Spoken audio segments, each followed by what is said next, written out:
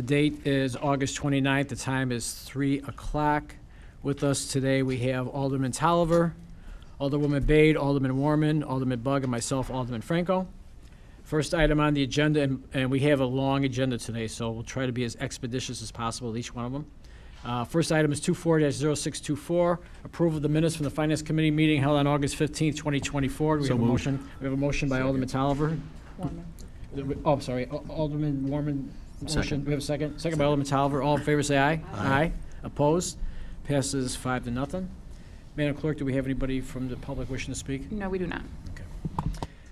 All right. The first item on the agenda is 24-0615, an ordinance authorizing a loan agreement, Public Water Supply Loan Program, Home Rule Entity, for the lead service line replacement project. Good afternoon, John Hoffman with the Engineering Division.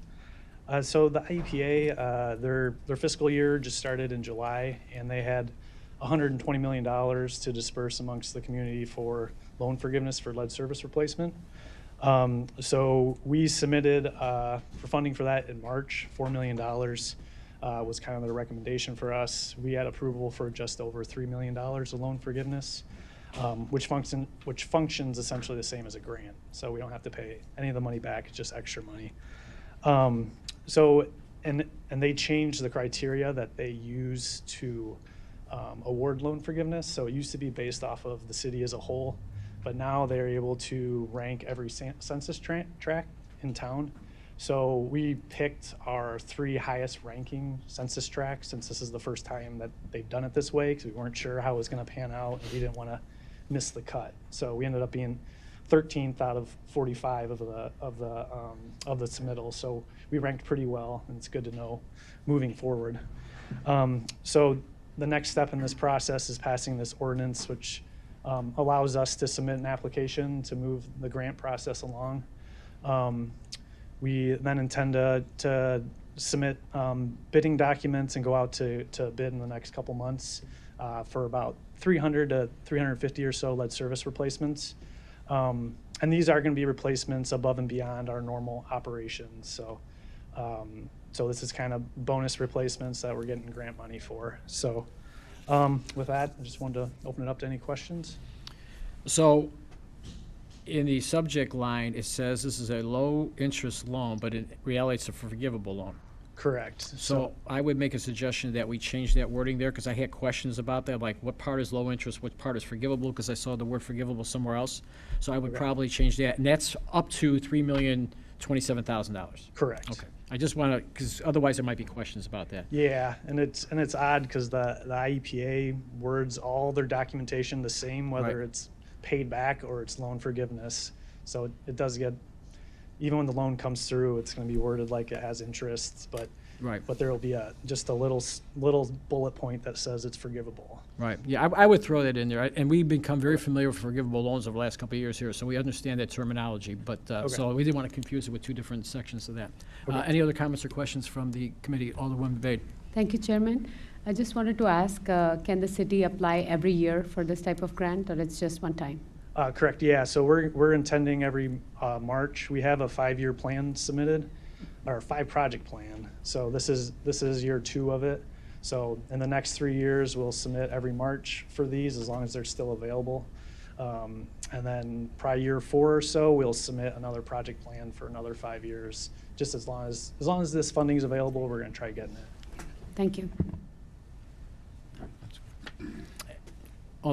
Anybody else from the committee have a question? Alderman Donnell? Yes, thank you, Mr. Chairman, for allowing me to ask a question.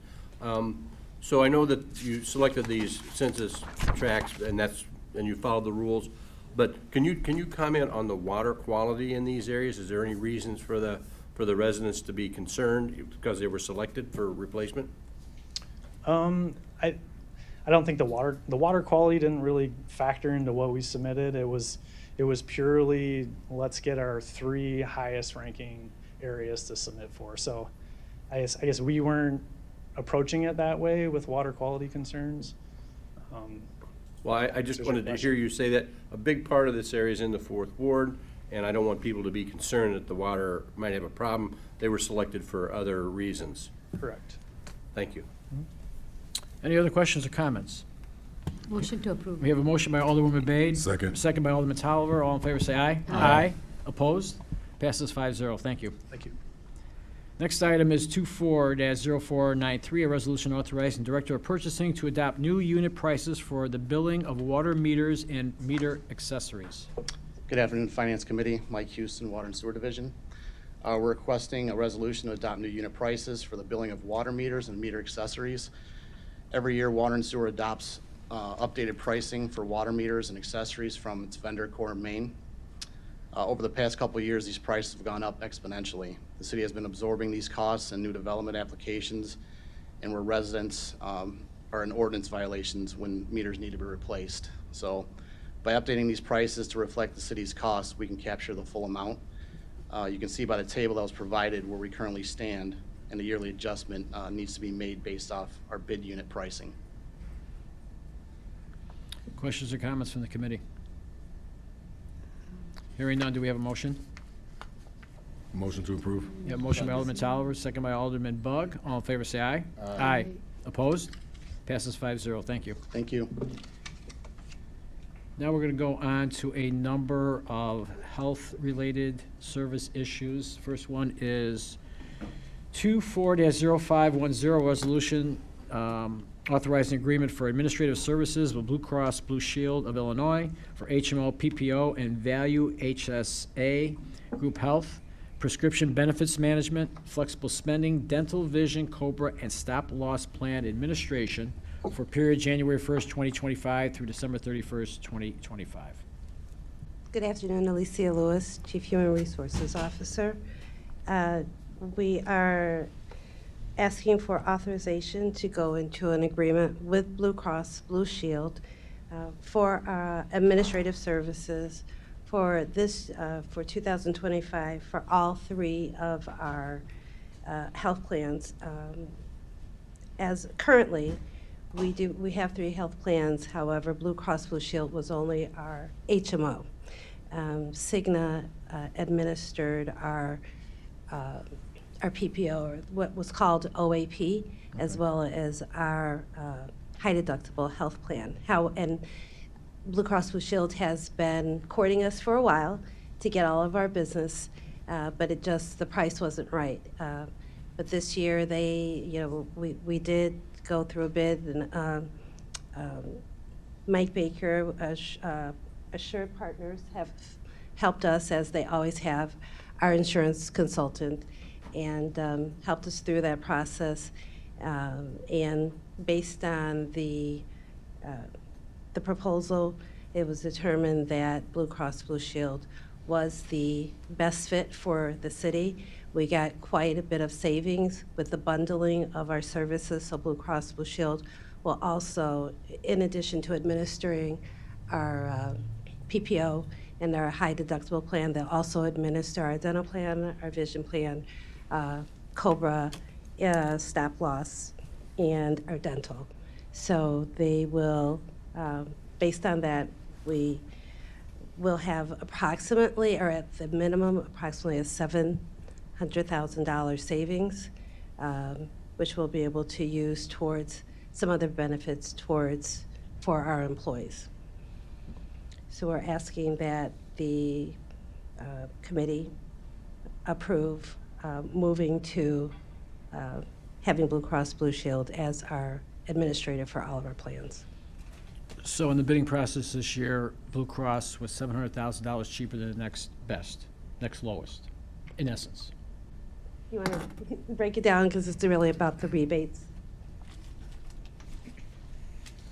Good afternoon. So yes, Blue Cross Blue Shield provided the HMO guaranteed rebates of $900,000, where we weren't getting those before because we were in a fully insured contract currently. So we are converting that to a self-funded contract. So now the city gets RX rebates. And then on the OAP, which is PPO with Blue Cross, and the high deductible, Blue Cross is guaranteeing just under 1.7 million. And the way Cigna does that today is they pay rebates in arrears, and this current year, the city received about $1 million is what's projected. Also, there's a difference. There's Okay. the difference, Okay. yes. Other questions or comments from the committee? I do, Chair. Alderwoman Bade? Will we get any better deal if we do multiple years? Or it's not possible with the city? Well, going into this, we chose to do just 1 year to make sure that Test. it's right for our organization. We have done multiple years in the past, and oftentimes that will realize a better savings. But given that this is, we want to be cautious. Putting all of our eggs Makes in one sense. basket, and making sure that the relationship is good before we explore long something term. bigger. And so this is what we were comfortable with. And I can add to, Blue Cross, Cigna, United Healthcare, Aetna, they will not provide 2-year rate guarantees. We're self-funded, so our claims is what drives our costs. Blue Cross did commit, so in addition to the guaranteed rebates, they're giving the city $262,000 in credits this first year. They did commit, if the city renews, in 2026, they're going to guarantee $125,000 in credits, and in 2027, another $125,000. So, and then they put caps on, it's a 3% escalator on the administration fee for the next 2 years. We don't have to stay with them, so we didn't sign a long-term, but on the claim side, they won't guarantee the claim cost because we're self-funded. Okay, thank you. Any other questions or comments on this? Yeah, Alderman this one. Bug? Yeah, thank you. Thank you, Ms. Lewis, for the presentation. I looked at this pretty closely. This impacts nearly every employee in the city, so pretty important. With this healthcare, health insurance, of course, the savings, and I thank you for laying it out so clearly, the savings was significant. But when you're dealing with healthcare, of course, on the side of the person making that phone call, they're looking at benefits and customer service.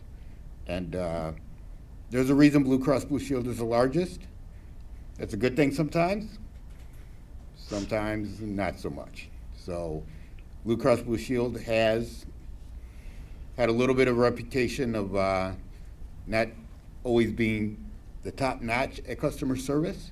But like I said, the savings is significant. So I appreciate the fact that we're going to do 1 year, take a look at it, see how it works out. And I don't know how far you've gotten into the details on it, especially like with the vision. Cigna's was very well laid out, easy to go through.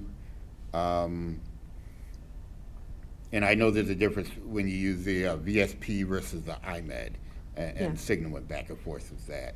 Has Blue Cross Blue Shield said who their vendor is going to be for vision?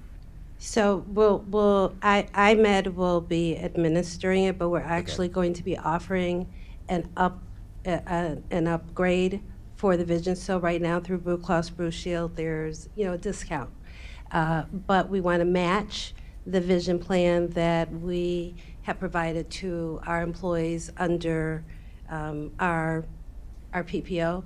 And so we are waiting for some additional information, but we will be offering that to our employees so that they can have the same benefit of coverage that they did under Cigna.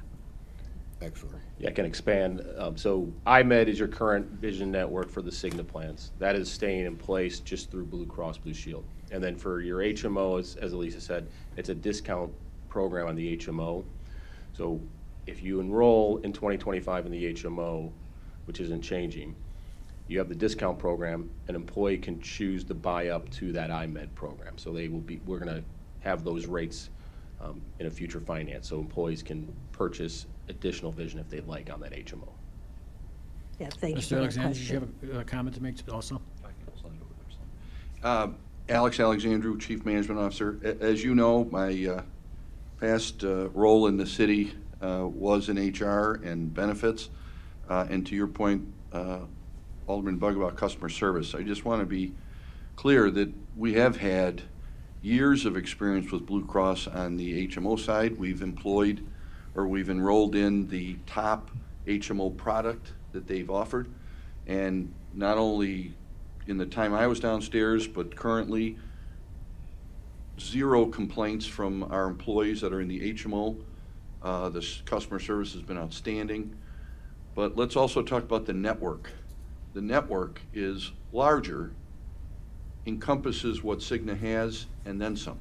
So if you recall, those of you who've been around for a while, there have been a few key times in the last 25 years where we have moved networks. One, at the beginning I was here, we rented a network. We had a certain percentage, but there were still local providers that our employees went to and their families that weren't in the network. So we kept striving to expand the network. And Blue Cross, this is not the first time Blue Cross has bid over the years to get all of our business. But the reality is that this is the year that everything came together, I guess is the best way I can put it.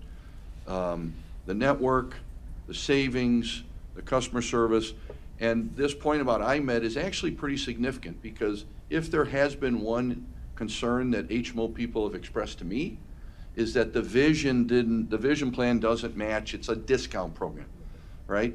But now we're gonna open the door to give employees and their families an opportunity if they wish. So we're not forcing it on them to artificially raise the premium. It's their option to buy up to that program. And then we'll see as the year progresses, and maybe we'll make that a permanent part of the program going forward. But I'm very excited because this is really the first year the team was able to come together, and we're doing this under one umbrella of Blue Cross. And so that, I think, is going to be very positive. But the team has done an outstanding job negotiating with them. And these credits are not something that a lot of employers are getting, but I think they realize the value. Remember, we've got, roughly 1,000 employees, but we also insure about 3,000 lives. So that's critical for us. So I'm very proud of the effort the team has made. And if I could say one thing about Blue Cross, based on what Alderman Bug said, I've had Blue Cross for over 40 years. Never had a problem. So I'm only one person, but I've been pretty happy with it personally, so I'm pretty happy to see this for the rest of the Yeah, employees. we would not have put, or at least, taken the chance or the opportunity to put all of our business in one hand if we were getting a lot of complaints. So we're confident that they'll continue to take care of us. As long as they do, then, hopefully we'll be able to build that relationship with them. And I'll add one other agreement that what Blue Cross agreed to is, in today's environment, when an employee is enrolled in the HMO, if they retire at 55, they get kicked off the HMO and they have to go to your PPO and either your PPO or your high deductible. Blue Cross has agreed to allow retirees, pre-65 retirees, to stay on the HMO. Existing pre-65 retirees, if they want to switch back, can switch back to the HMO now. So now if that's your plan of choice and you want to retire, you can keep that. And that should provide additional savings if PPO retirees migrate back to the HMO. That will provide additional savings, which we haven't calculated for the city. Any other questions or comments? Comment. Alderman Thank you, Talbot? Chairman. So I did have some questions initially, but they've been kind of answered as we've been going across this. So it's more comments. Looking at it from an insurance standpoint as an underwriter, I can see the pros and the cons of having all of our business essentially with one company itself. The thing that I would be concerned about, which is hard to predict, is a lot of times these underwriters put out a number that's not sustainable going forward. So it makes me feel better to hear about these guaranteed credits that they've essentially agreed to, especially with a 3% cap on the admin cost. So with that being said, I mean, I'm a casualty underwriter, so I don't do much of the medical side, but I have worked with Assured Partners amongst, dozens of other agencies, and I do know that Assured Partners does good work. So with those things in place, I feel a lot more comfortable with it.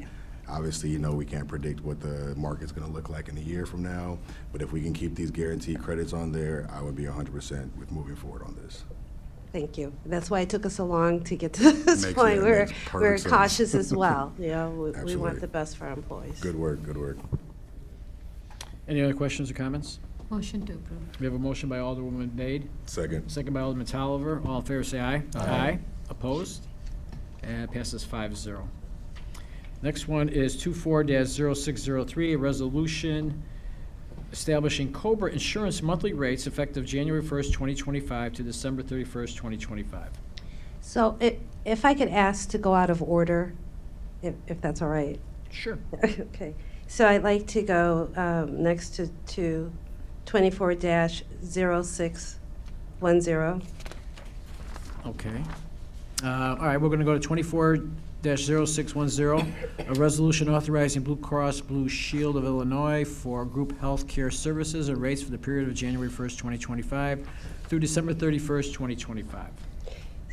So we're asking for authorization to actually approve the rates for all three of our health plans, the HMO, the PPO, and the health savings account, the high deductible plan.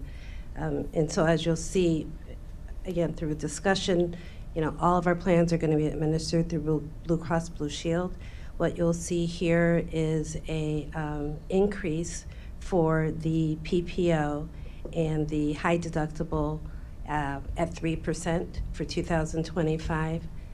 Last year it was, or for this year it was 4%. So the increases, obviously healthcare is continuing to go up, but we're still holding tight. So it is a minimum increase for those two plans. And for HMO, it will remain the same. So there will be no increase for our HMO plan. Questions or comments on that? Hearing none, do we have a motion? Motion to approve. We have a motion by Alderman Bay, second by Alderman Bog. All in favor, say aye. Aye. Opposed? It passes 5-0. Alicia, I'm going to let you drive the bus on all this healthcare stuff now. So Okay. which one would you like to go to next? We're going to do them all together. We're not, so Okay. you pick one and we'll just jump on it. Thank you. I appreciate it. The next one would be 24-0604. Okay, 24-0604, a resolution establishing health and dental insurance monthly rates of contributions for pre-Medicare retirees effective January 1st, 2025 through December 31st, 2025. So again, we are asking for approval for the monthly rates for our pre-Medicare retirees. Again, there's the plan would be administered through Blue Cross Blue Shield. As Mike had mentioned before, now retirees have an opportunity to remain on an HMO, or either remain on the HMO plan if that's what they were in, and or go to the HMO plan as well as stay in our PPO plan. And the rate for the PPO would be a 3% increase as well. Questions or comments about this one? Yes. Alderman Bug. Like I said, I don't know how far you've gotten into the details on retirees. Question previously was if the Silver Sneakers program for retirees, if that attached, Cigna did not have that. Do we have that through Blue Cross Blue Shield? Have we discussed that? For the Silver Sneakers is tied to the Humana Medicare post-65 retirees. So that is a specific Medicare Advantage product that's not offered in the pre-65. So the pre-65 is just mirroring the city's active plans. So when I retire before 65, I'm on the city's plans. If I then choose, when I hit 65, I can go on the Medicare program with Humana and get the Silver Sneakers. Thank you. Any other questions or comments about this one? Motion to approve. We have a motion by Alderwoman Bade, Second. second by Alderman Tolliver. All in favor, say aye. Aye. Opposed? Passes 5-0. Okay. The next one would be 24-0603. Okay, 24-0603, resolution establishing Cobra Insurance monthly rates effective January 1st, 2025, December 31st, 2025.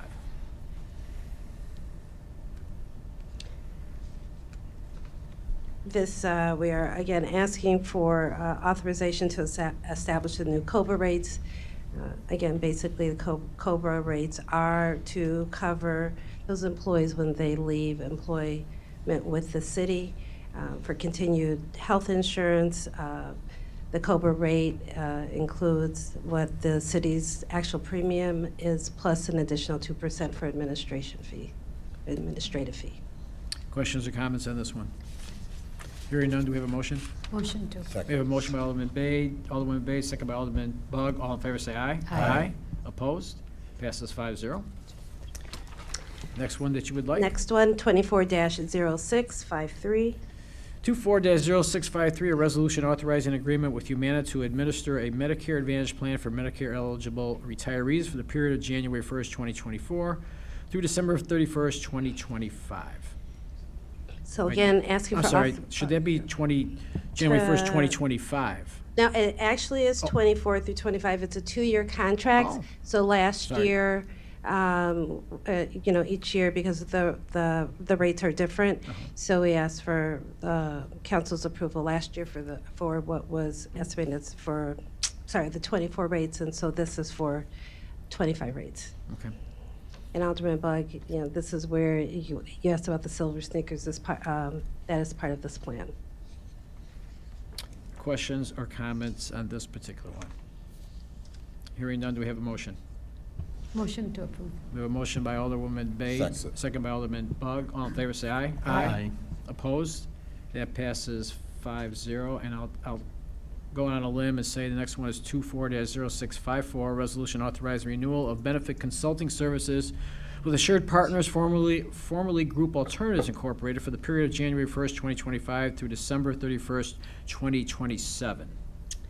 You are correct. And again, we are asking for authorization to renew the contract for Assured Partners, led by Mike Baker. They continue to do a fabulous job. Obviously, we've talked about the savings and the negotiations that they've done for us to save us quite a bit of money and help move us into this new relationship with Blue Cross Blue Shield. This would be for 3 years. They're coming off of a 3-year contract. They have not asked for any increase for the next 3 years. However, with that, there is a new program, and I'm excited to introduce it's the MAP program, and it is it's an assistance program that we're offering to our employees, and this will actually help usher people through the insurance process, with things getting more complicated, and especially with the new plan with Blue Cross Blue Shield. This is a program that our employees will be able to reach out directly for assistance to help them understand their benefit plans, maybe make some good choices. So this is a value-added program that Assured Partners shared with us. They will actually be able to start assisting us for our open enrollment period. Assured Partners has waived the first 3 months, so the rest of this year, the cost is waived, and so then we will start being charged for this service in January. So it'll be a 15-month commitment, and even though the contract is 3 years, if we choose not to continue, then we're not obligated to do that. But even if we don't, there would be no change in the annual fee for Assured Partners. So I think it's a win-win situation. So I just want to get this right. The program, this MAP program, fee for the 15 months is $43,752. Correct. And then our fee for the services provided is $52,500 a year. Correct. All right. Questions or comments from the committee?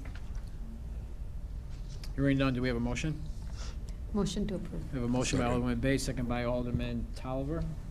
All in favor, say aye. Aye. Opposed? And that passes 5-0. Thank you so much. And we're all done with your stuff today, right? I'm all done with this.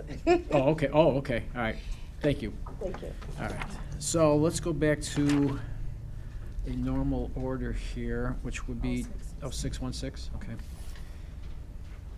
Next one is 24-0616, a resolution authorizing execution of a second amendment to the Memorandum of Understanding between the Cities for Financial Empowerment Fund Incorporated and the City of Aurora, expanding the FEC expert partner scope of work and to receive the $10,000 stipend upon full execution of the second amendment.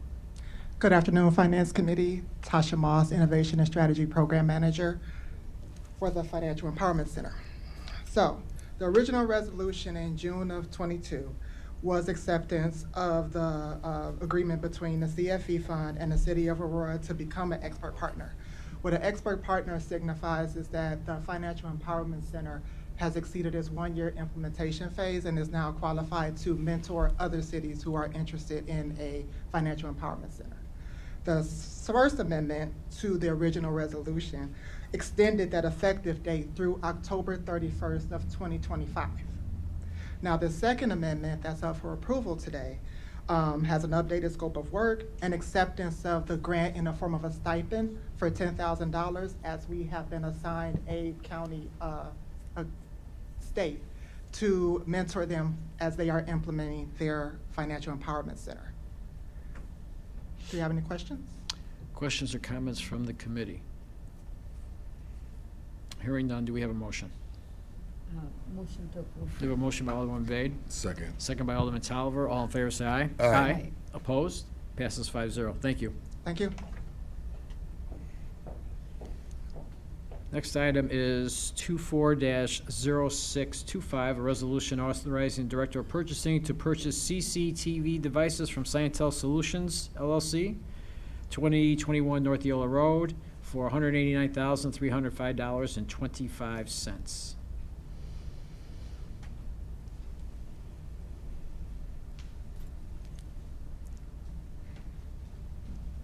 Good afternoon, committee. My name is Cameron DeBoer. I'm the Animal Control Manager.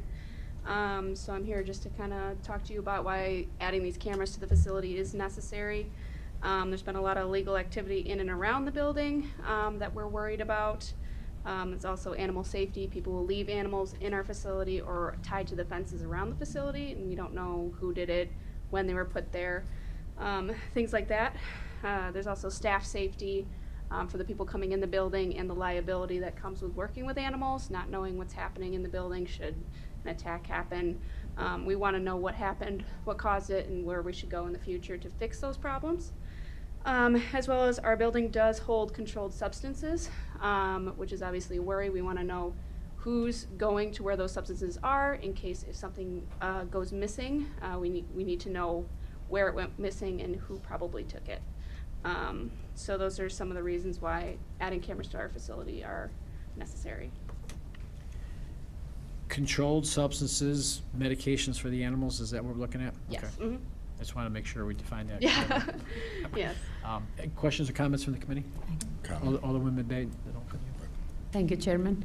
So, when we are monitoring outside, what is expected after seeing what you see on the camera?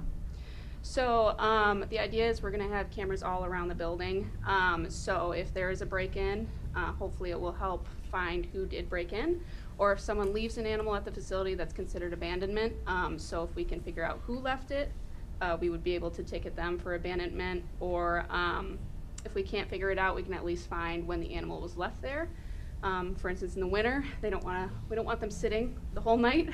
So we might have to take different actions, get them to the vet quicker if there's those concerns. So you will work with police department to see who abandoned the animal? Okay, thank you. Alderman Tolliver? I was going to say, from a liability standpoint, the underwriter and me was alarmed that there was not already cameras for the building. So, I mean, just looking through this, like I said, I mean, I just feel like we need to get this approved and get them these cameras as soon as possible. They work with animals. There's all kind of things going on, and I didn't even think about the outside portion until I started reading this. So, I mean, I just think this is, like, just common sense, just to go ahead and get this approved and get this done for you guys. Mr. Alexander, do you have something? To Just a quick addition. Thank you, Cameron, and great job.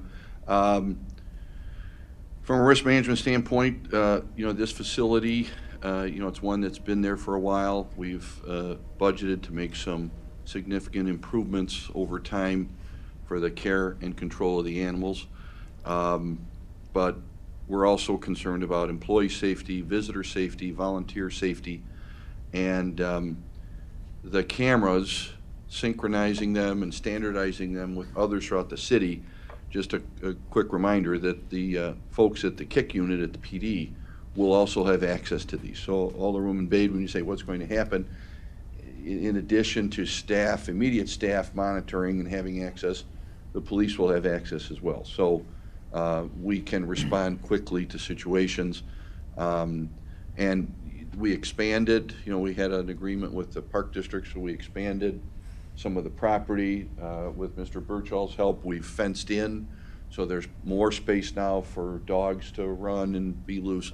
But now with the cameras, we'll have the entire perimeter outside under camera and as well as inside.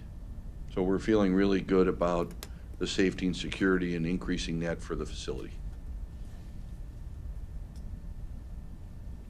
Other questions or comments from the committee? Hearing none, do we have a motion? Motion to approve? We have a motion by Alderman Talver, second by Alderman Bade. All in favor, say aye. Aye. Opposed? Passes 5-0.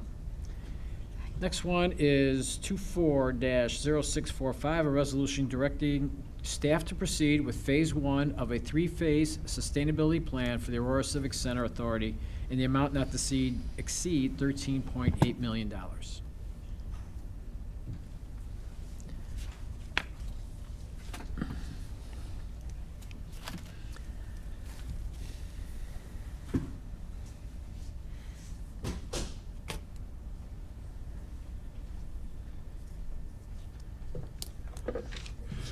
Good afternoon, ladies and gentlemen. Alex Alexandru, Chief Management Officer. I'm joined by Chris Minnick, our CFO and City Treasurer.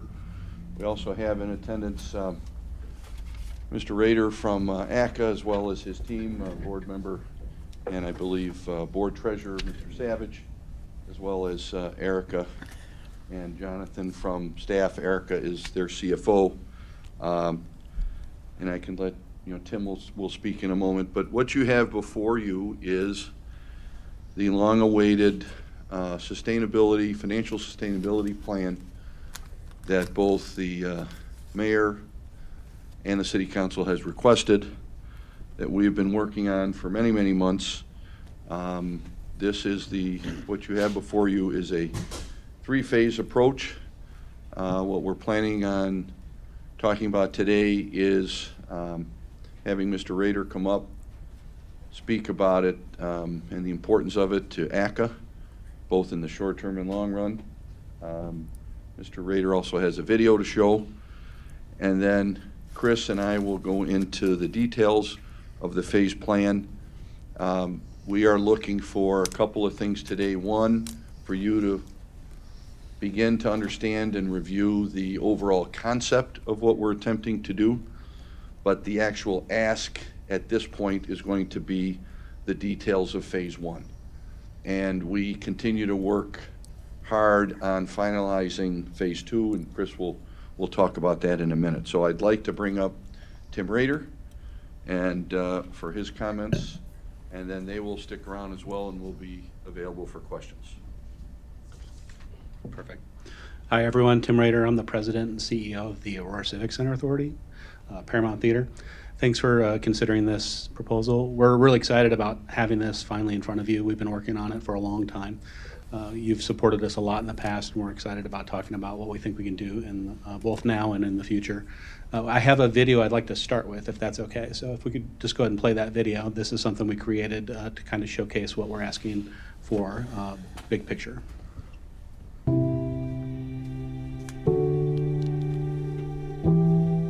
I never could have possibly dreamed the expansion that has happened. That just took off. The Broadway series is about to go into its 13th season. The largest subscription-based theater in the country is right here. I look at River Edge Park and go like, this is what's right in the world right now. It's really cool to be a part of something special like that. The hard-hitting stories of the Bold series is something you don't get anywhere else.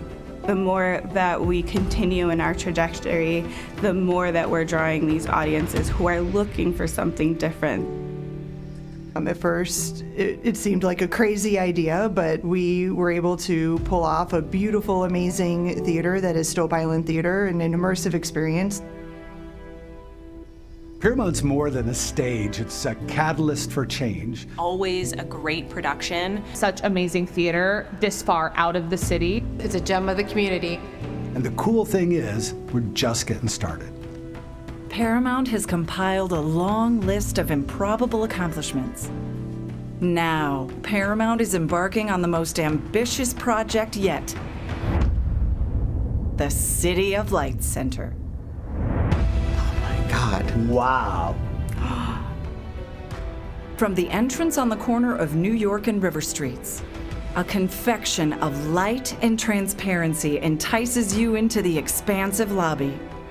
That inside looks amazing. Holy cow. That ceiling, oh my gosh. Like, that's a bar you see in a cool place in Chicago, not at a concert venue. Wow, look at the theater. A stunning 4,000-seat theater that hosts touring musicians, comedy specials, holiday extravaganzas, and more. Okay, I wouldn't mind working backstage there. State-of-the-art sound and light systems and LED screens augment the experience. Every seat will provide a spectacular view of the stage with elevated experiences available in VIP suites. And a VIP lounge offers a luxurious space for pre-show, intermission, and special events. You're going to want to be a part of a group that gets upstairs. On the top floor, a 600-person event space offers an unparalleled experience for parties, weddings, fundraisers, and so much more, featuring enthralling vistas of downtown Aurora. That is a gorgeous view. Floor-to-ceiling windows with that panoramic view. Wow. Aurora has always had faith in what we can accomplish, and with the city's continued support, we are transforming our community through the power of the arts. This actually is a case study of what happens when an arts organization and a government body come together and collaborate. It's amazing. We're transforming downtown, we're transforming Aurora, and we're all doing it together. The City of Lights Center is our biggest dream yet, a magnificent addition to the City of Lights. Takes my breath away.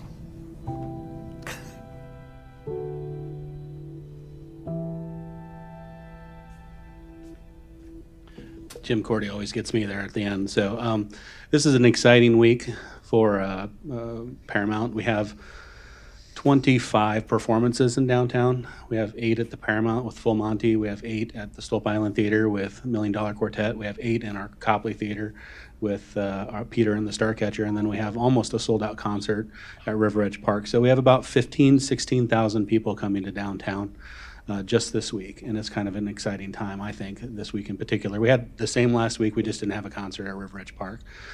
Each of those people coming from different areas, seeing different things. We have about 86% of those that are coming to these shows, coming from outside Aurora, they're spending $20-$30 on just dinner alone, let alone the other, parking and perfume and clothes and whatnot that they spend on. So that's $450,000 in induced spending from just attending theater in downtown.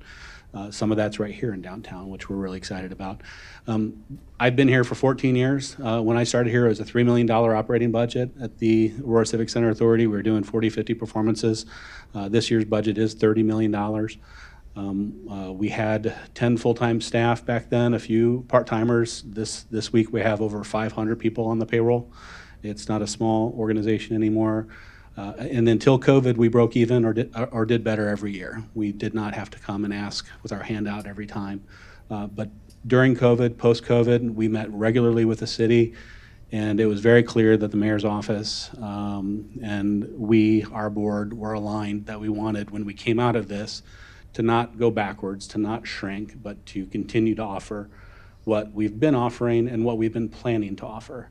And that meant moving forward with the Stope Island Theater and $1 Million Quartet. That meant continuing to operate this school. That meant, continuing to offer our bold shows and do programming at Riverhead Park. We could take that away. We could shrink our programs and we could balance our budget, but that's not what we've wanted to do. So what we have here is a way forward where we will not in perpetuity need to rely upon the city for financial assistance. This center will close our gap, our Paramount gap, we believe. The consultants that we hired believe that as well, to do a study of what we plan to do with this space. And it should, what we believe, through sales tax revenue, through parking revenue, it should mostly pay for itself when it's done. And it certainly will pay for itself in the pride that it brings to this community and the ancillary revenues that come from people coming to downtown and coming to entertainment. So we have a plan in place. I'm excited to answer any questions. We've got all sorts of information we're excited to share with you. I'll turn it over to Chris, I think, for the moment, but I'm around. Thank you, Tim. Remiss in saying that once Chris is done, we have Court Carlson here as well from the Convention and Visitors Bureau, who will speak to the economic impact currently of ACA, the Paramount, and what this might mean going forward to the city. Let me just say that video talked about or referenced this as a dream, right? This new facility. You'll see when when we go through this approach, it's more than a dream. It's actually the vehicle which is going to lead ACA to self-sustainability. And yesterday I met with their board, and a couple aldermen already saw this morning because of scheduling. We had to meet with a couple aldermen, and we're meeting tomorrow 2 by 2 with the rest of the council.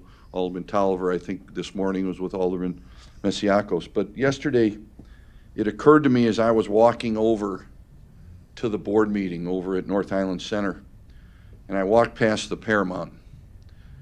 I stopped and looked at the Paramount. And I have to tell you, in my 25 years here, you know, I brought my kids to the Paramount. My kids benefited from arts programs in our schools, at the Park District. This community has prioritized the arts and music and culture for the whole time I've lived here, right? And so when I'm looking at the Paramount, it occurred to me, we're at another pivotal moment in history. And I don't want to get too dramatic, although this is a theater concept we're talking about. But we're at the same period as how many decades ago that a group of probably citizens, elected officials, civic-minded people decided to build the Paramount. They chose to build it downtown Aurora, and look what has transpired. And so we're at this another significant juncture in history where we have significant decisions to make. Chris and I and David Debo attempted to relay that to you in the memo, and staff had to hold me back a little bit. You're aware of the section called impact statement, and a lot of times the impact statement is just sort of a rehashing. So I had a much more dramatic impact statement, but much like another significant development in town, the casino, we're facing a very simple choice when you break this down. Where does this community value the arts, culture, and entertainment going forward? And where do we stand with the Paramount? Now, as long as I've been in this current position of mine, this city council has repeatedly stepped up and supported the arts through a number of developments, including most recently the $11.5 million that you voted to continue to support to keep the doors open.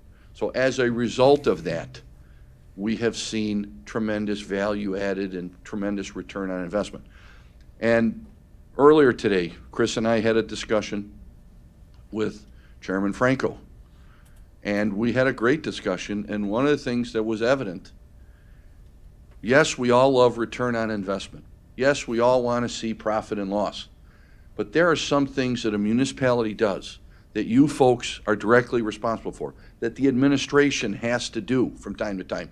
And that is not always focus on that type of bottom line. Perfect example, our park system. We don't get a return from a robust park system. we pay taxes towards a park district. Taxes come to support our parks, but we routinely maintain parks, we upgrade parks. Why? Because it adds to the general quality of life of our residents. So this is another circumstance where we're blending a return on investment with enhanced quality of life. And we really are not in a position, our recommendation is, let's not go backwards. Let's look forward. And you see the incredible quality that we're bringing, that this group has brought, and it's even going to be taken to a different level. So Chris, do you want to go into the actual phases, and we'll keep going? Sure. Good afternoon, Chairman Franco, members of the Finance Committee. Chris Minnick, Chief Financial Officer for the city. And what I'm going to do briefly is build the bridge, go into the background a little bit of how we got to where we are. We'll talk over the nuts and bolts of the plan, as Mr. Alexander mentioned a moment ago. Then I'll describe what we're asking for, what we're seeking from the committee today, and ultimately from the City Council in about 2 weeks. Then after that, we'll talk about next steps. So with that, we'll jump right in. And Mr. Rader kind of alluded to some of this and some of these concepts during his discussion a few moments ago. But when we talk about the financial performance of ACA, there's essentially two big periods in time. One would be pre-pandemic, pre-COVID, and the other would be post-COVID. And pre-pandemic, as Mr. Rader stated, largely ACA enjoyed stable and relatively successful financial performance. They were largely break even to small surpluses being generated, and the revenue and expenditure streams were very similarly matched and very well aligned.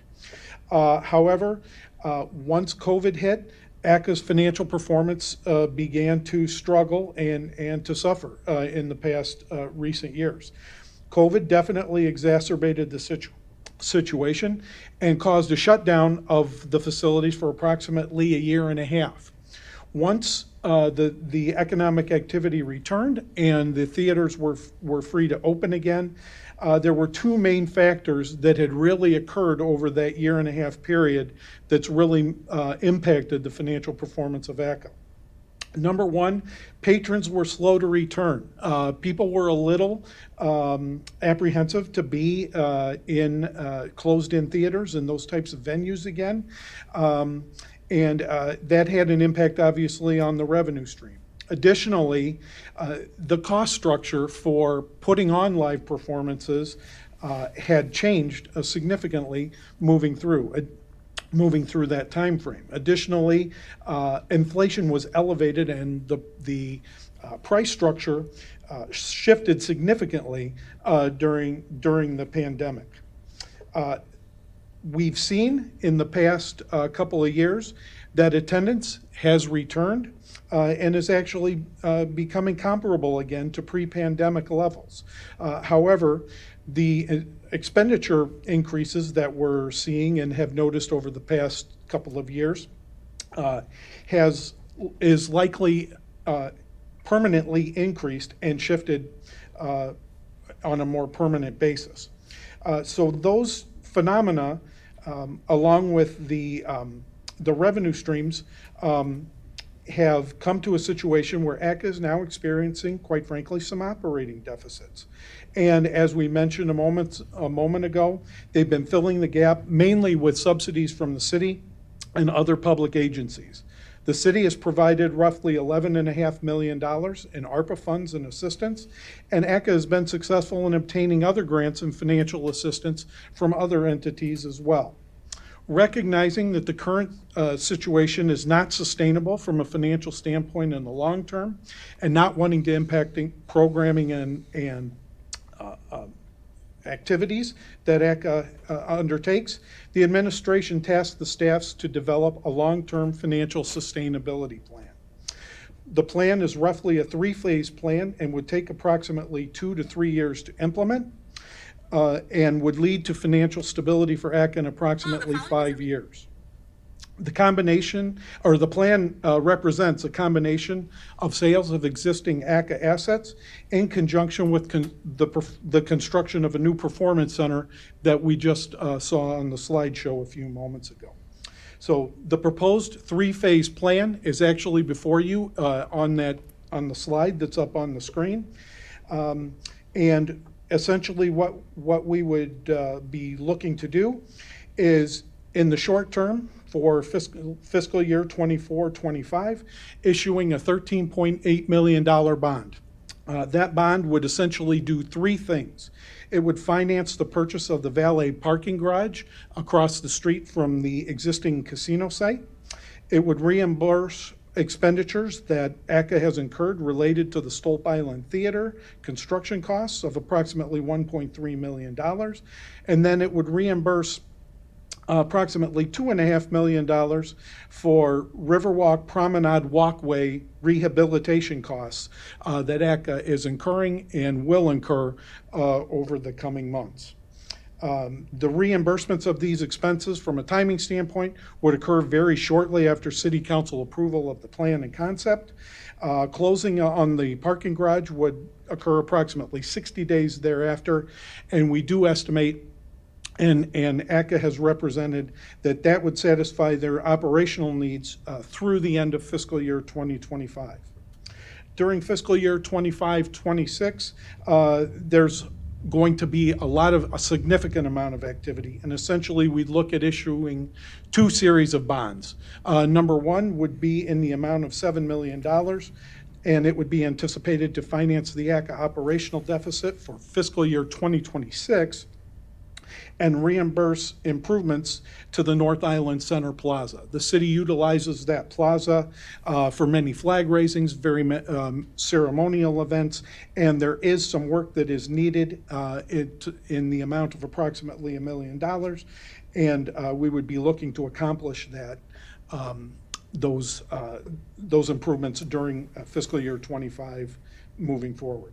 Additionally, in the first quarter of 2025, we'd come back to you with an in-depth presentation of the financial plan and the operational plans for the City of Lights Center that we just talked about.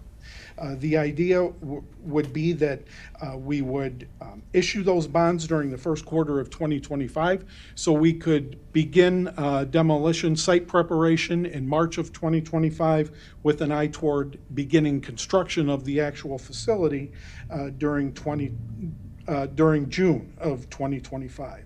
We're currently concluding a due diligence process on the operational feasibility study related to this construction of the City of Light Center, and we will be presenting that in some detail during the first quarter of 2025.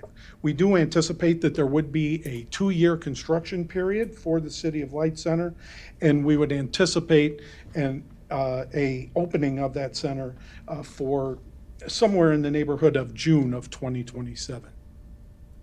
Phase 3 is out on the far right column of the graphic that's on the slide, and we'd issue approximately $4 million in bonds as we speak today. That's the anticipation. However, we're going to continue to monitor the situation, ACA's financial performance, what's going on in those kinds of things, and there may be a little bit of variability in Phase 3, given that it's a couple years down the road.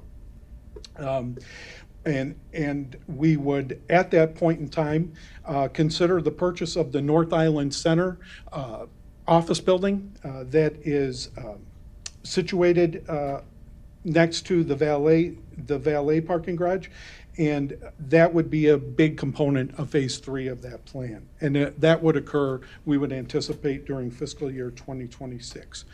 We would anticipate that then the Phase 3 funding would carry us up to the opening of the City of Light Center, and at that particular point in time, we'd keep an eye on future operations, future financial performance, but we'd expect that the operating surpluses would severely reduce after that particular point in time.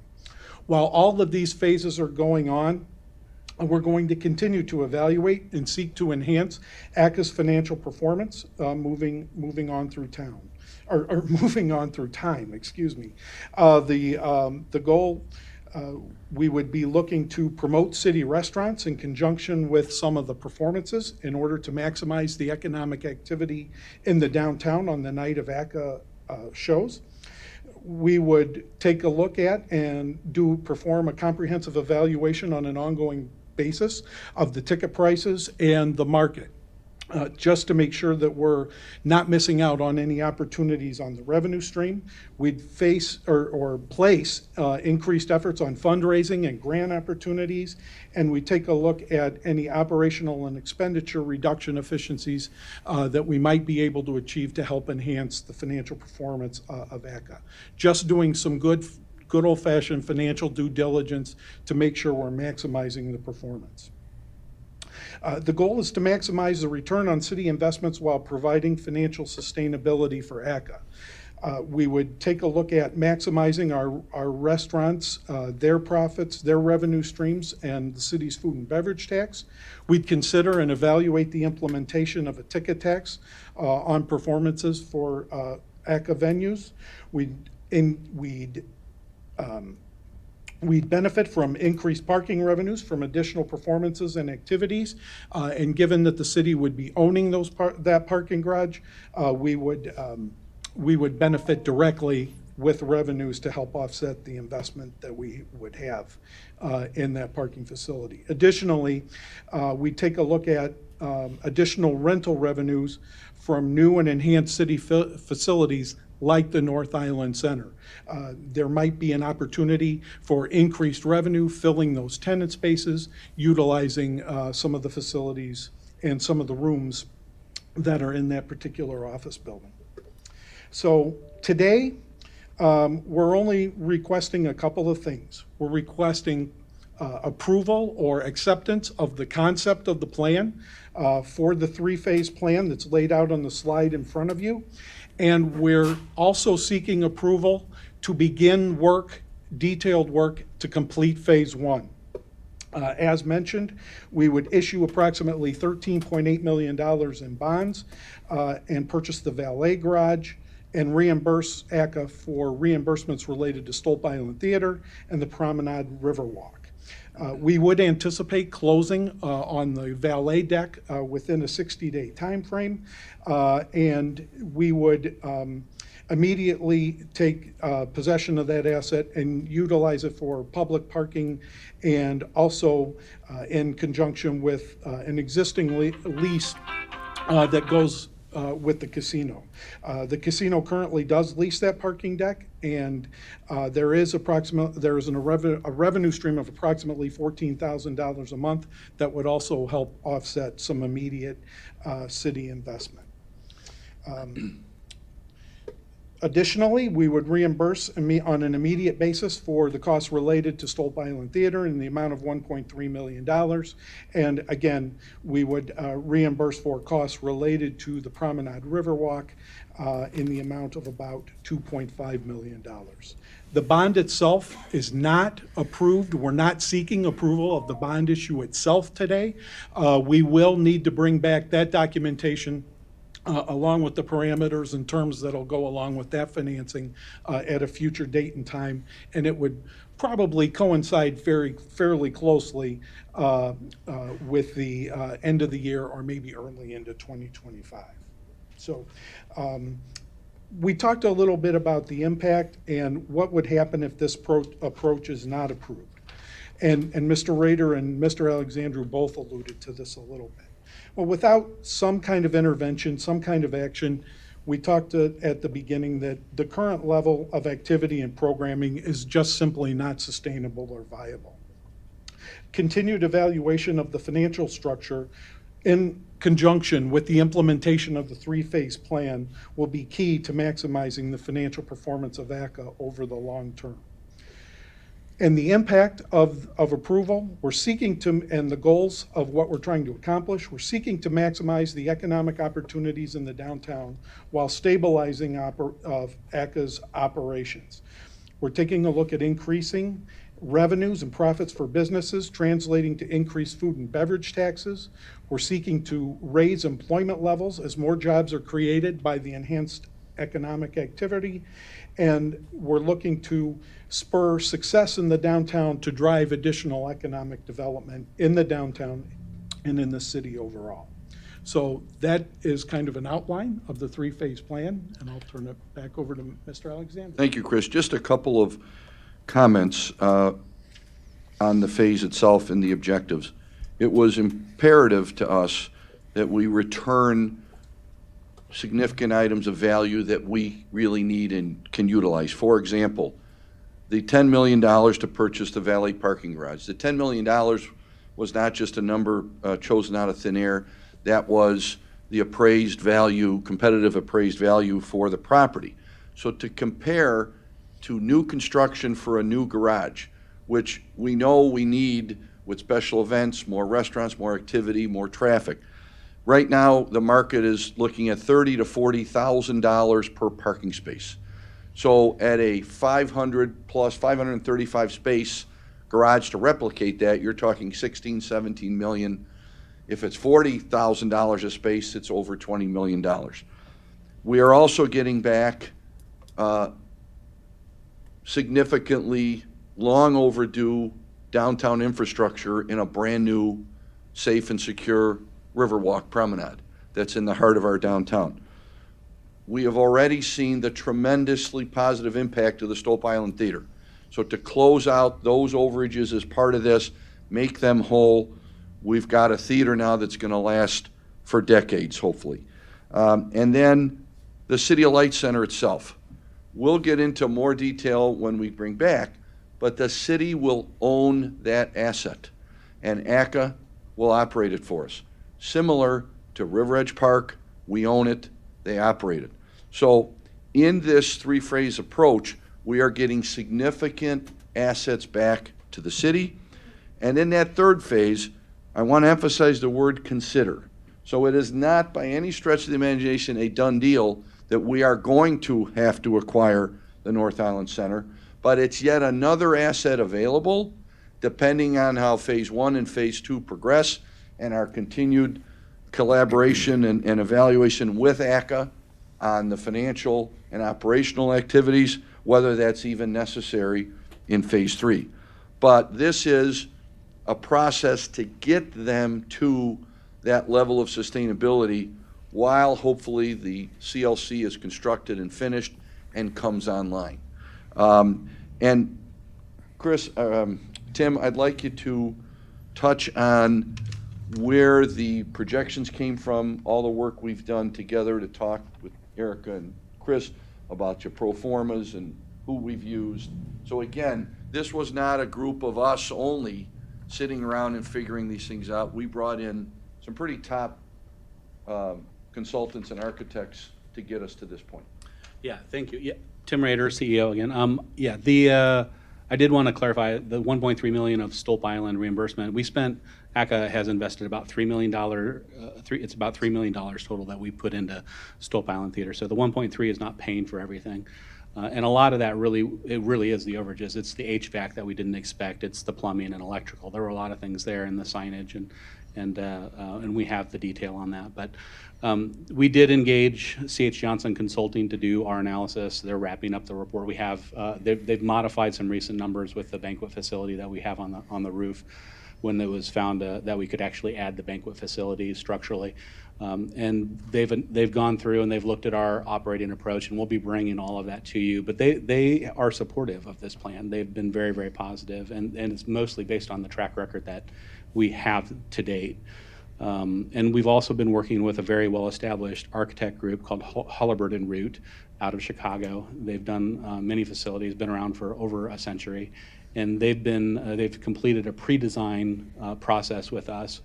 Some initial cost estimating, which was pretty solid, which is about $95 million in construction, another $30 million in estimated soft. That's being fine-tuned. That's not done yet. And we have some solid numbers from those guys, but they need to continue working on some, because we need to continue getting a number that we're very confident in. And we're already into the schematic, some minor schematic design. So we're really in the thick of it right now, trying to move as quickly as we can, knowing that time is of the essence. Maybe before we take questions, can I have Court come up, please, on behalf of the Convention and Visitors Bureau to talk about his initial thoughts on impact and effect? Thank you, Alex, and thank you, committee. I'm Court Carlson, Director of the Aurora Area Convention and Visitors Bureau. Just want to say, first of all, I didn't know what I was walking into today. This is the first time I've seen that video, and I had no idea what these plans are, and I can't tell you how exciting it is from a tourism standpoint to have this kind of development coming into the city of Aurora. And as a destination, we're only as strong as a product that we have to sell and to market and to draw people to our region and our destination. So things like the Paramount, River Edge Park, and all the ACA sites really do drive into our destination development and who we can draw to our region.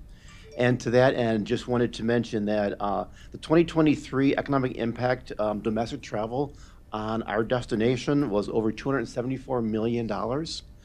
Huge impact of people coming and spending money in our region.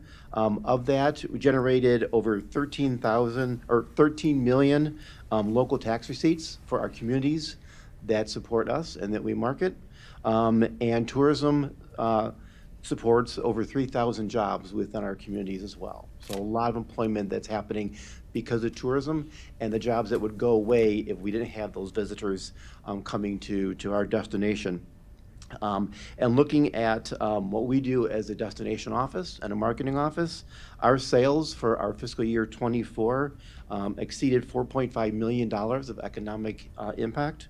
And our leisure marketing campaigns, supported by our analytic program, generates $5.56 million in economic impact from the leisure traveler. That's the individual families coming out to spend time in the Aurora area.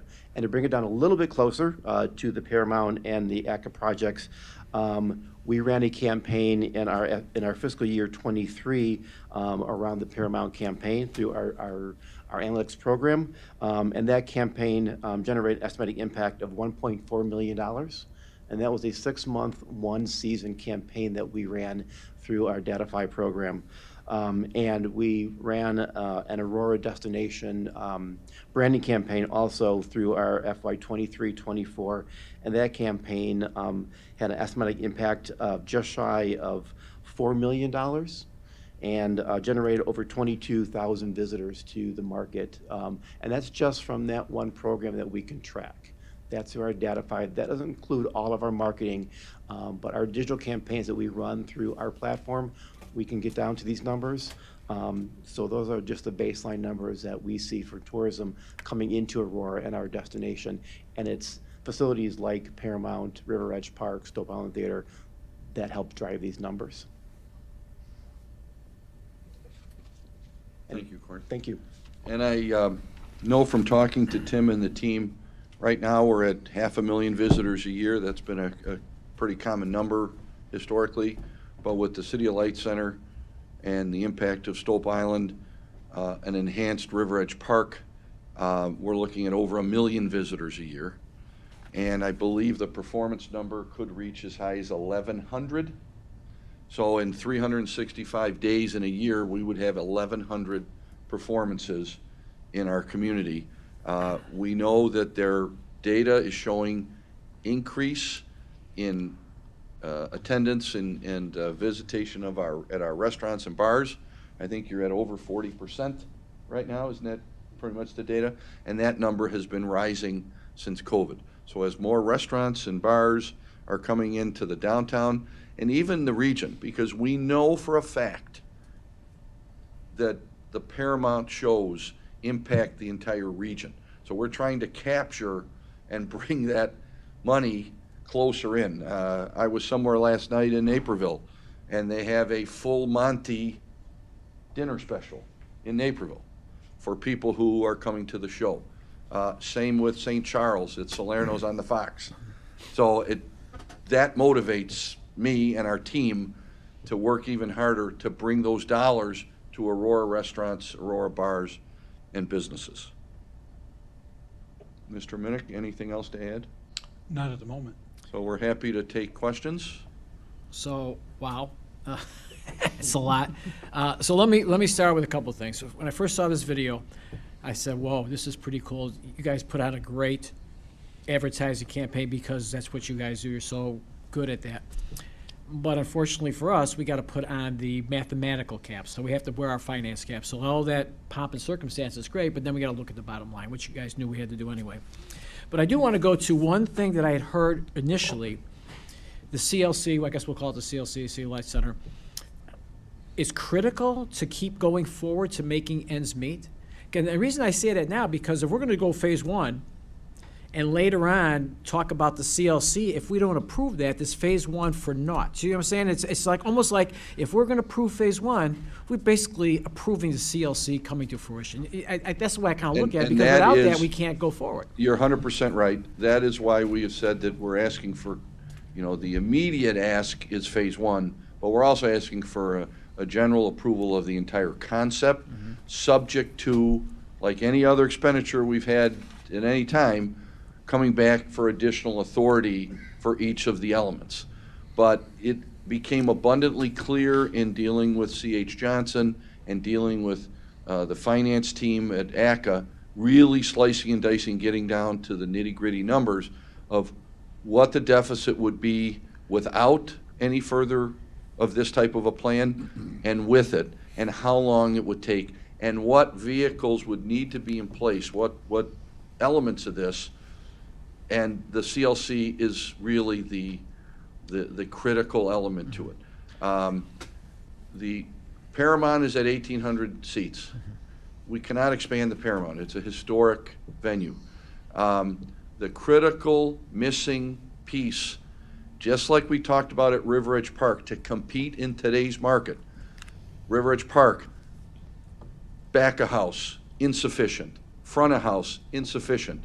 We cannot draw the axe necessary to charge what we need to charge to create the revenue, create the buzz, create the hotel stays, to create that constant attraction compared to others in the region. Same with the Paramount. About the most significant act we might be able to get at this point might be Jay Leno. But at the City of Light Center, and you will see when we bring forward the full plan, there are various phases of, or I wouldn't say phases, various tiers, thank you, tiers of acts with proportionate and commensurate ticket prices. So while we are offering very affordable theater, and it's one of our goals, we also know to be able to continue to afford to offer affordable theater and community work through the School of Arts, we have to have something else in the portfolio to drive and be the revenue generator. And that is a 4,000, that was the sweet spot, the 4,000 venue, that there's nothing like it out here in the western suburbs.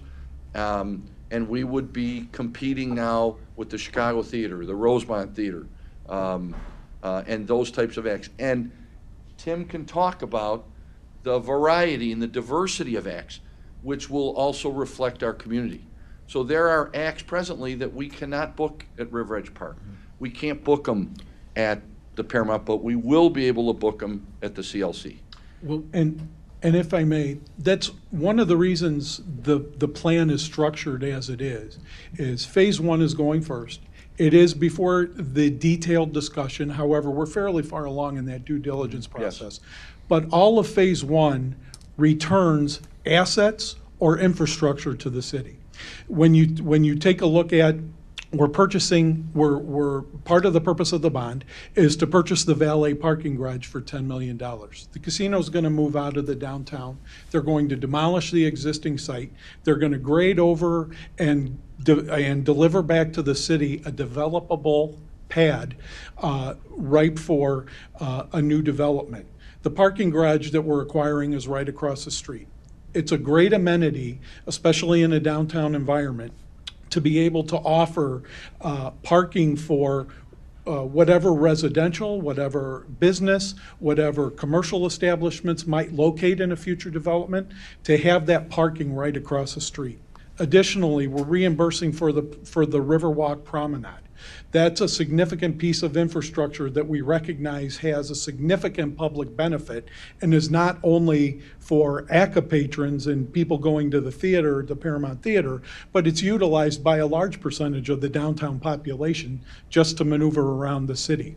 And additionally, we do then reimburse as well, and we have the improvements related to the Stolp Island Theater. So that's one of the reasons why we're structuring it in kind of the way that we are, so that there's return, there's hardscape return, if you will, for the dollars that the city is investing initially. Well, that's a good point. I'm going to go back to something you said before, because I do agree with you about parks. You know, it's not we're making money on parks, we're providing them. However, with the Paramount, if we can break even and everything is, we're not making any money, but we provide arts and entertainment and the restaurants get busier, that's all great.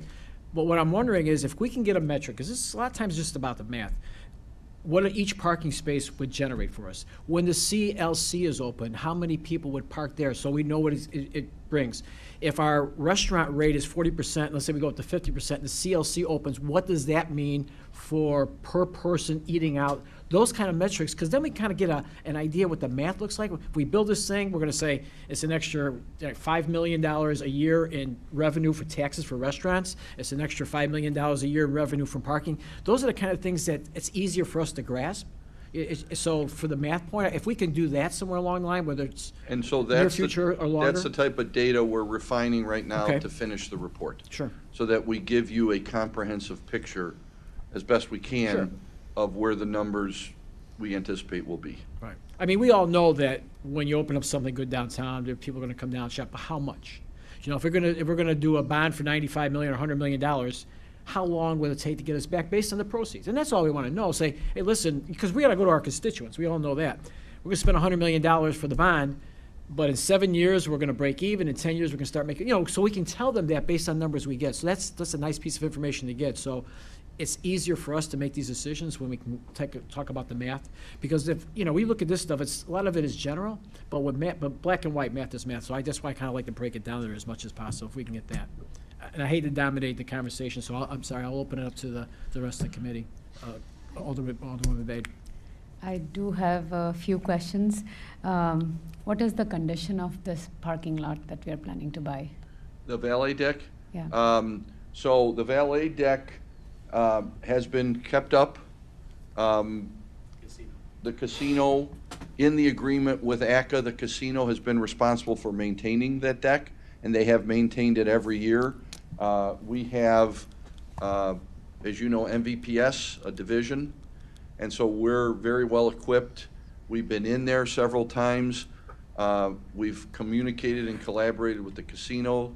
The last year or so, they've told us what they've done in there.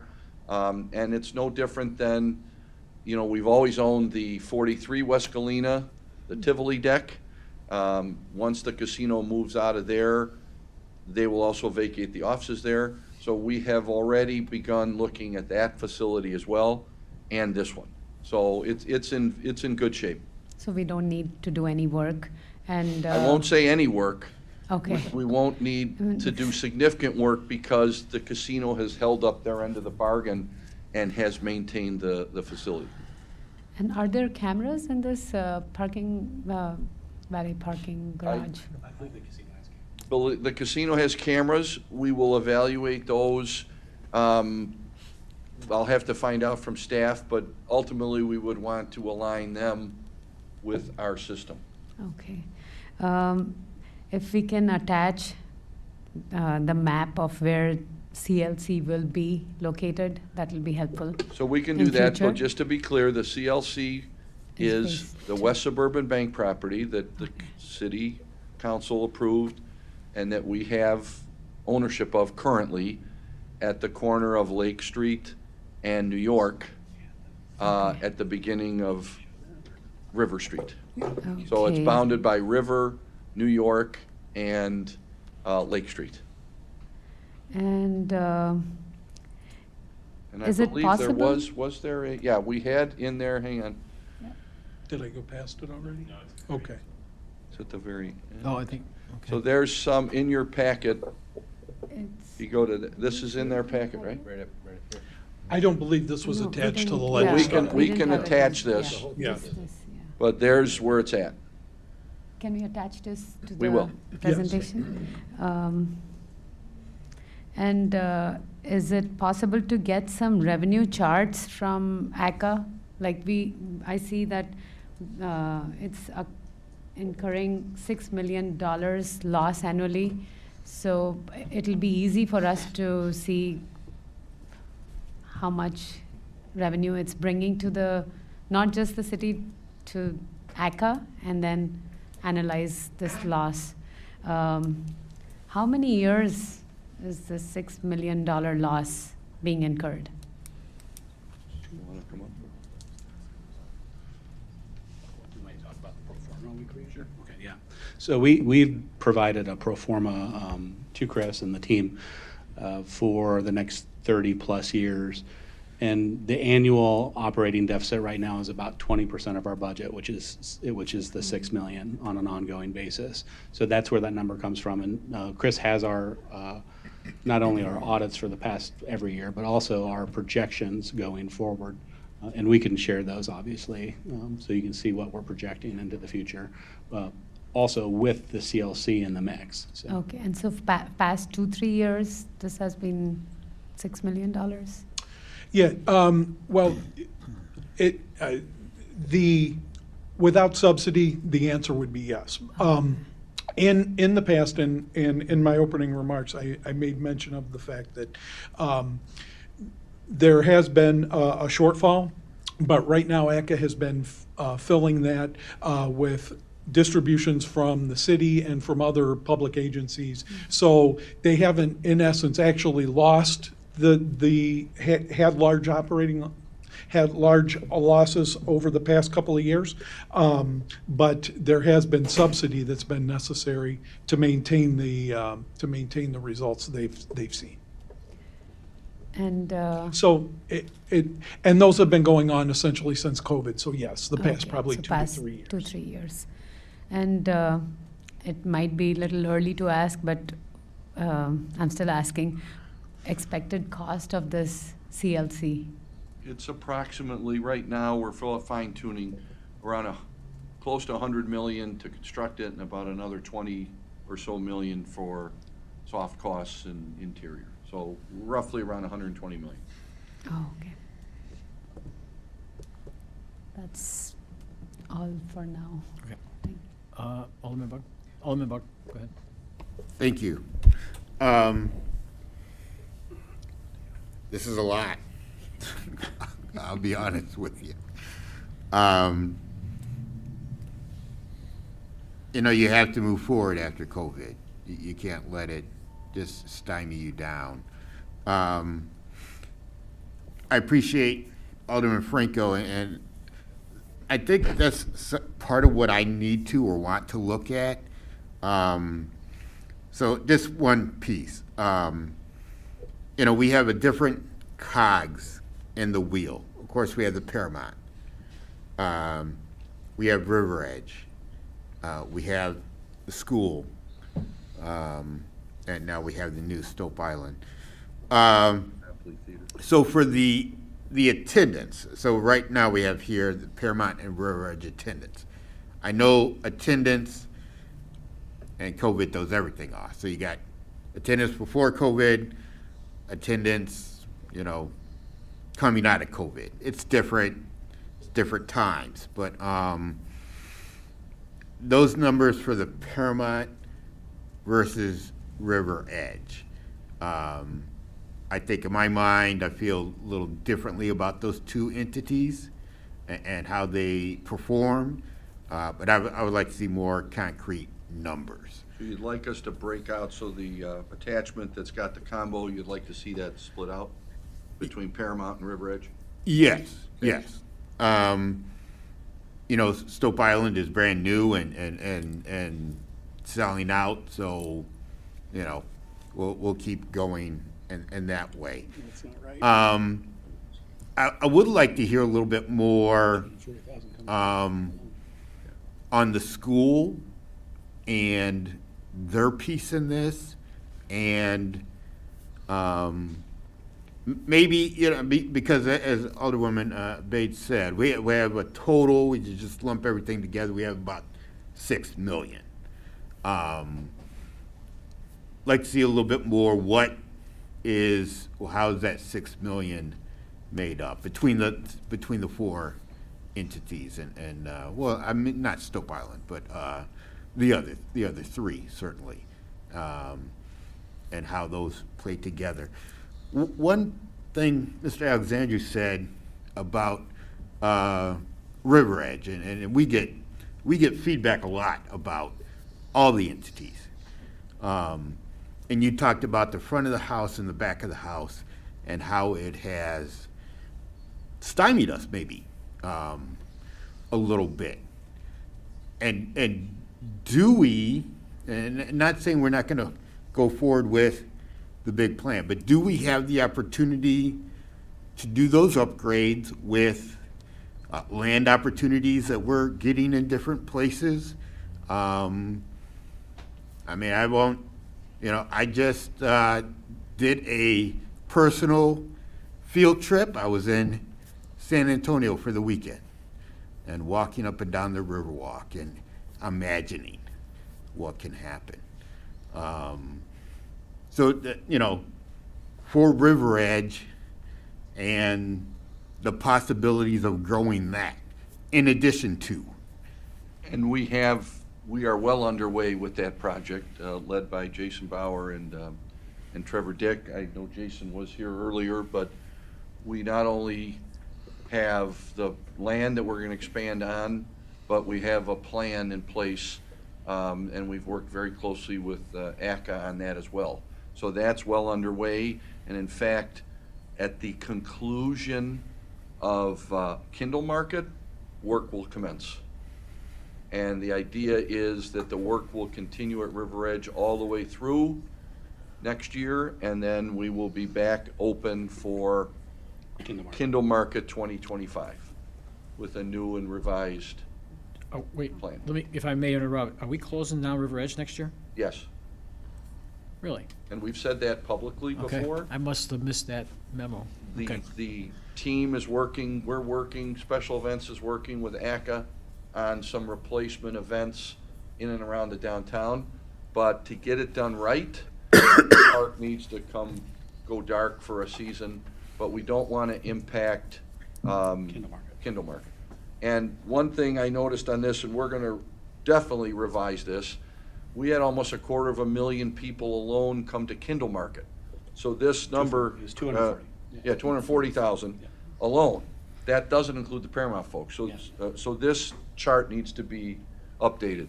Chris, I'm not sure where this item came from. It may have been a partial or something, but that was a good catch, Alderman Buck. No, because it's a lot more. and I appreciate that, because when I think River Edge, I'm thinking concerts Correct. also, so that. And we can't forget about the Copley Theater. That's a great either. point. That's a great point. Copley Theater as Yeah. well.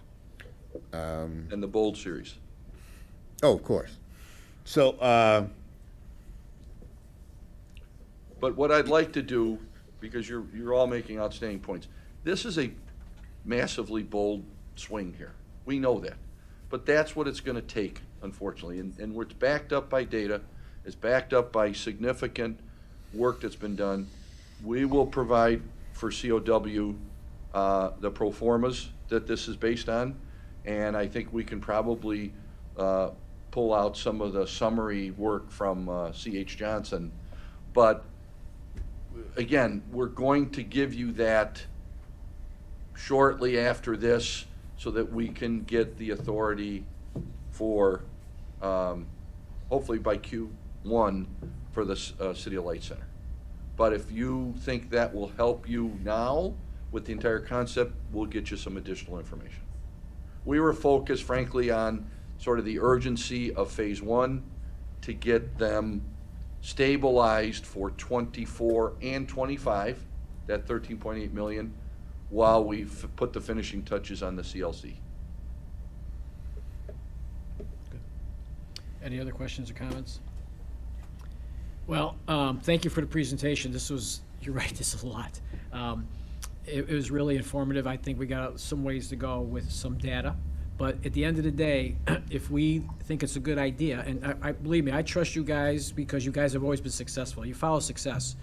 But if we can get data and talking points for us to sell it, because this is a big deal, it would really make our lives easier. So whatever you can get us, because we will follow the data. I'm very proud of this body since I've been on here, that we do follow data. It's not the emotions, it's not the drama, it's not all that stuff, it's the data. So getting that to us just makes it easier to get it done. So if we can do the quicker, the more refined, that would be great too. I understand there's some time commitments and some stuff, but that would really help us out. So thank you for that. Anything else? So with that said, do we have a motion to approve them moving forward with this, with the phase 1? I guess that's how it reads in here.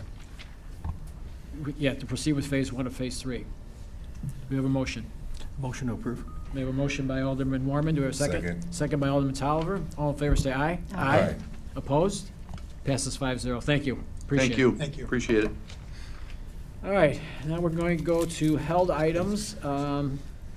First one is 24-0605, discussion of matters related to the formation and making of a recommendation as to fixing of compensation of elected officials pursuant to the Local Government Officer Compensation Act.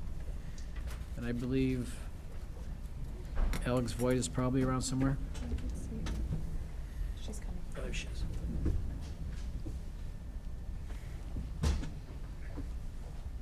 Good afternoon, Finance Committee. Alex Voigt with the Mayor's Office. Earlier today, the Human Resources Department provided an updated presentation that was attached to your Legistar file. HR is here if there are additional questions on the information, but that's the only change from last time. So as I see it, it looks like it's for the alderman, the benchmark percentage rank for the alderman. Was that the significant difference there? Because I think in one of them, the first one, it had 44 percentile for our annual pay, and now it's up to 54 with the new ones. I think that was the only thing I saw differently.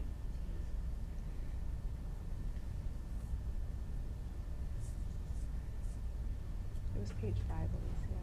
Well, I don't know if it's the only thing, but that was a difference, that our annual pay for aldermen is in the 44 percentile in the first draft, and then the updated version is 54%.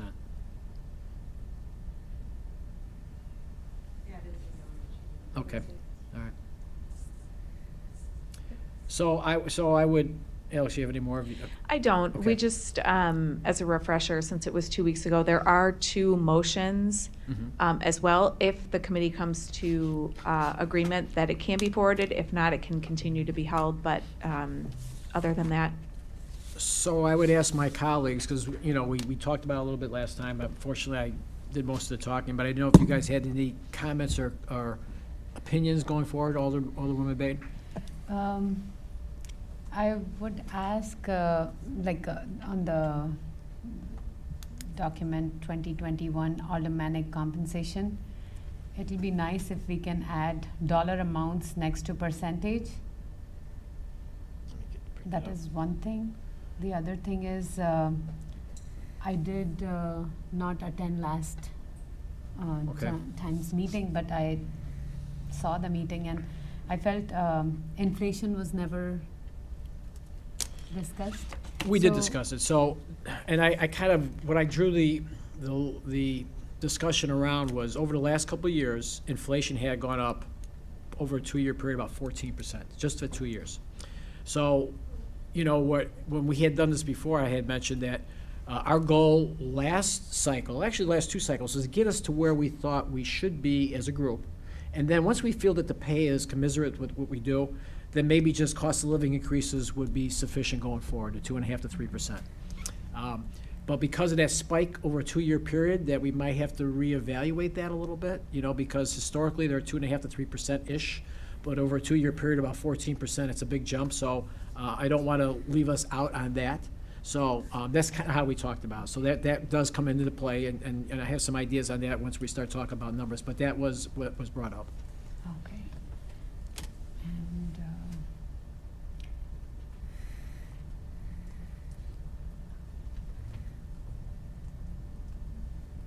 And so the stipend remains same Well, going forward? well, we could do anything we want. I mean, we could propose anything we want, and then And go up then- to the vote. Now, my opinion on that, I think that's a good number. I don't think I want to go there.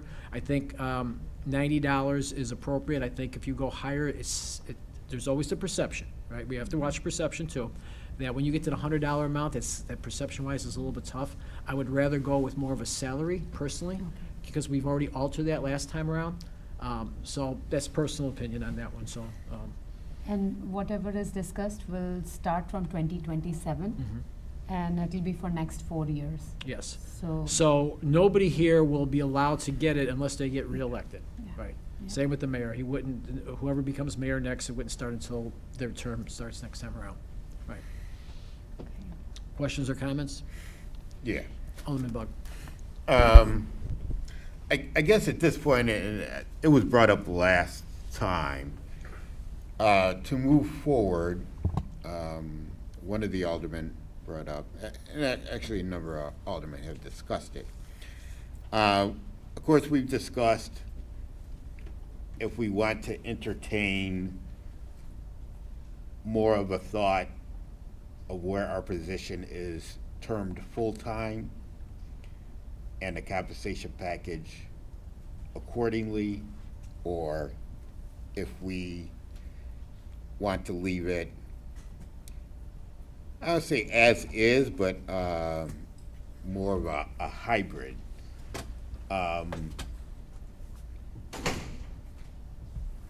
Corn Ferry did their task and got us these numbers. And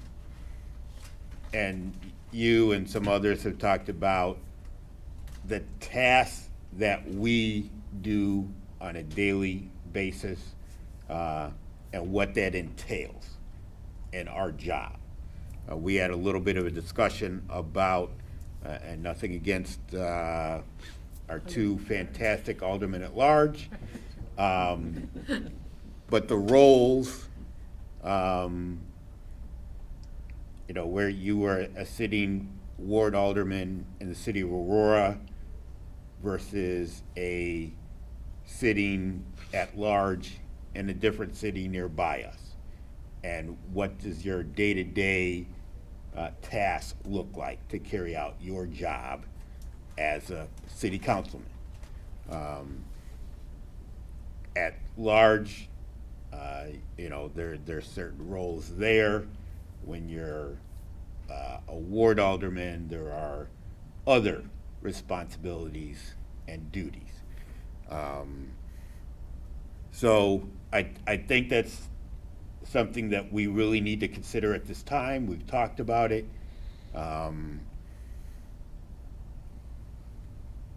The job itself,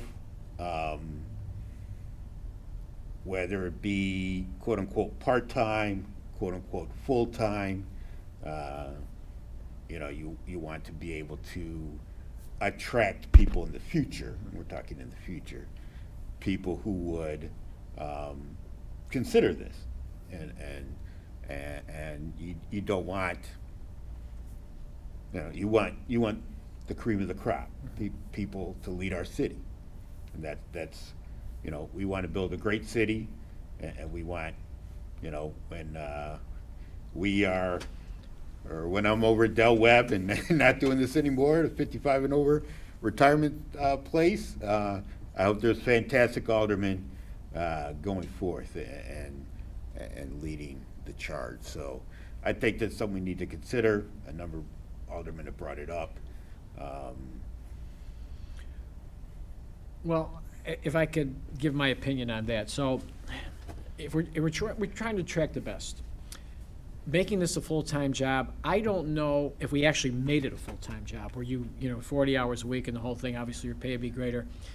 If you were making $80,000 to $100,000 in the outside world, how much would you have to pay to be an alderman? And then you only have your job guaranteed for 4 years. So you're going to go over and over. So, I'm going to give up my job being an accountant. I'm going to be doing this, and then I lose my job in 4 years, and I got to look for a job again. So I think the part-time moniker was probably better. It leaves a person who has a good full-time job to be able to do this. But how do we make it attractive for that person, in my opinion, to want to do that in addition to what they're doing? And we know we've had a lot of, it depends on your job. I could never have done this as an air traffic controller because of my schedule, but there's certain jobs you can. Obviously, we have some people that are doing it. So I wouldn't want to take away their livelihood there, but how do we for a part-time job that is, let's just say you put in 20 hours a week, but I'm on call on the weekends, I'm on call on the holidays. I got a call at 5 o'clock in the morning the other day. So you're on call, so how does that factor? And it's very hard to put a metric on that, I guess. How do you factor it in? So it is more than a regular part-time job, but so how, there's a lot of moving parts there, I guess. So I think you're right, though, about making it attractive. So how do we make it attractive? Well, we're not going to cut down the hours because a person calls, you can't cut, you don't know. They're going to call whenever. So compensation is probably what we do.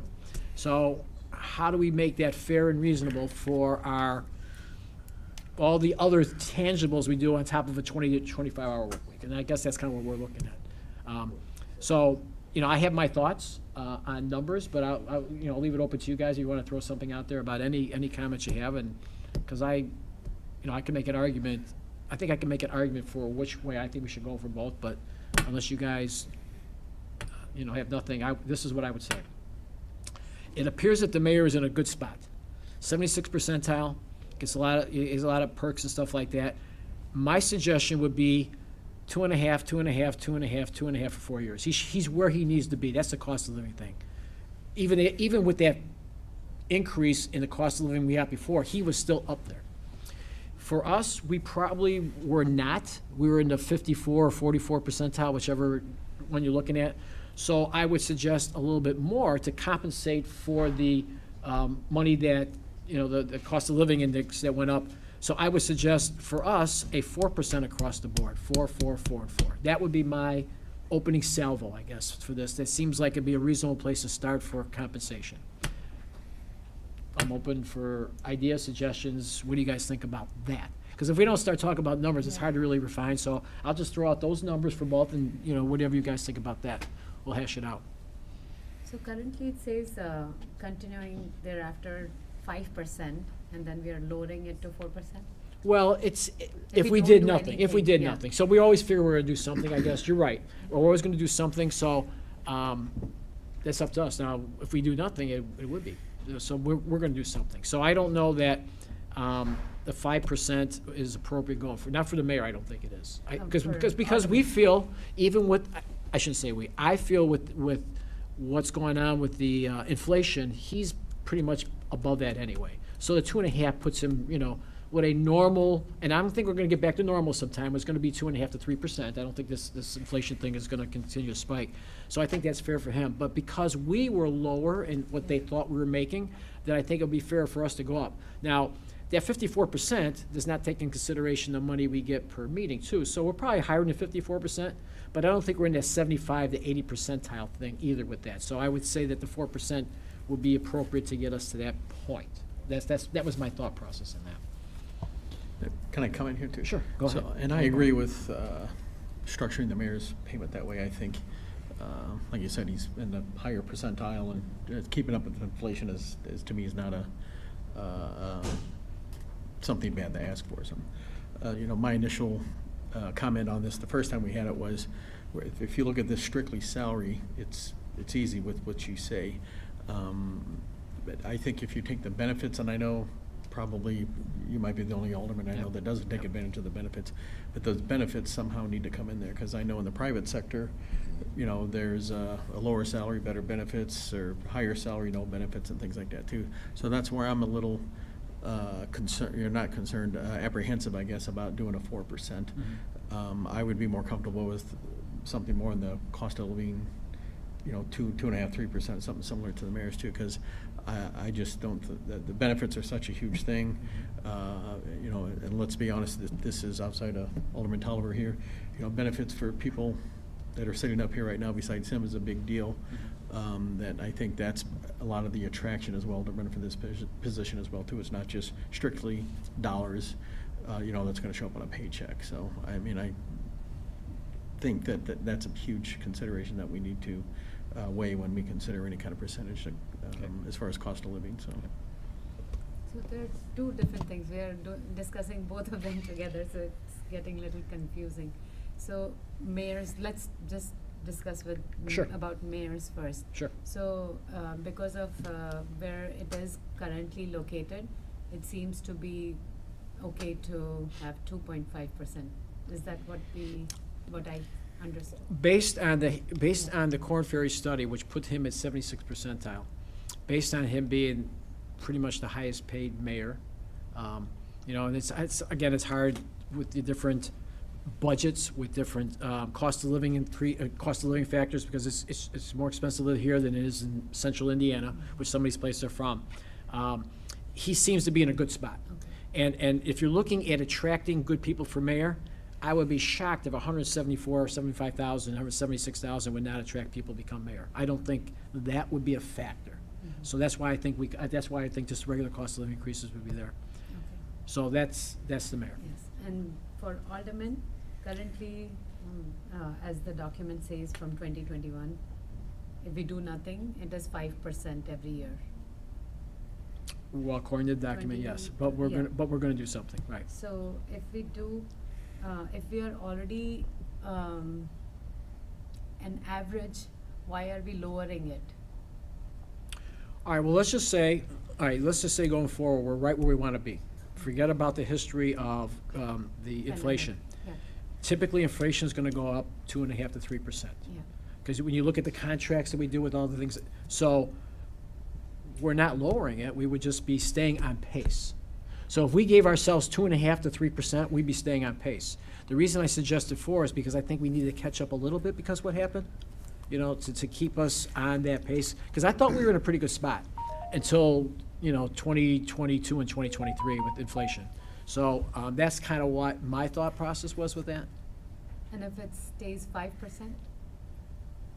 Well, then you get five. Since I Well, think, I would 70 or say $80, 15. I would say $100. 20% over a 4-year period. It would be a pretty healthy increase for us. Personally, that's what I think. But that's why I'm just throwing that out there. So because that would be, you're always chasing the market. You're always chasing. So I can't tell you what inflation is going to be in 4 years from now. But when they do this again in 4 years, they may look at the past 4 years and say, okay, this inflation was nothing, we shouldn't give ourselves a raise, or inflation was even worse and we need to give ourselves. So we're always chasing it. So I think that's kind of what we're doing here. We're chasing what has happened in recent history to put us on the same par that we thought we were before. That's how I look at it. So in 2026, 2027, it'll be 4%, but only 2026 it's 5%. Yes, it's the last year of the 4-year process, it goes up 5%. That was going to get us, we thought, where we're going to be, where we figured we'd be at the end of that 4-year period.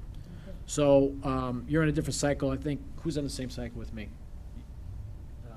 All 4 of us are. All in different the cycles. So when my cycle is over, that's when this will end. Okay. Okay, so so the last year that I am an alderman. In 2.5 years.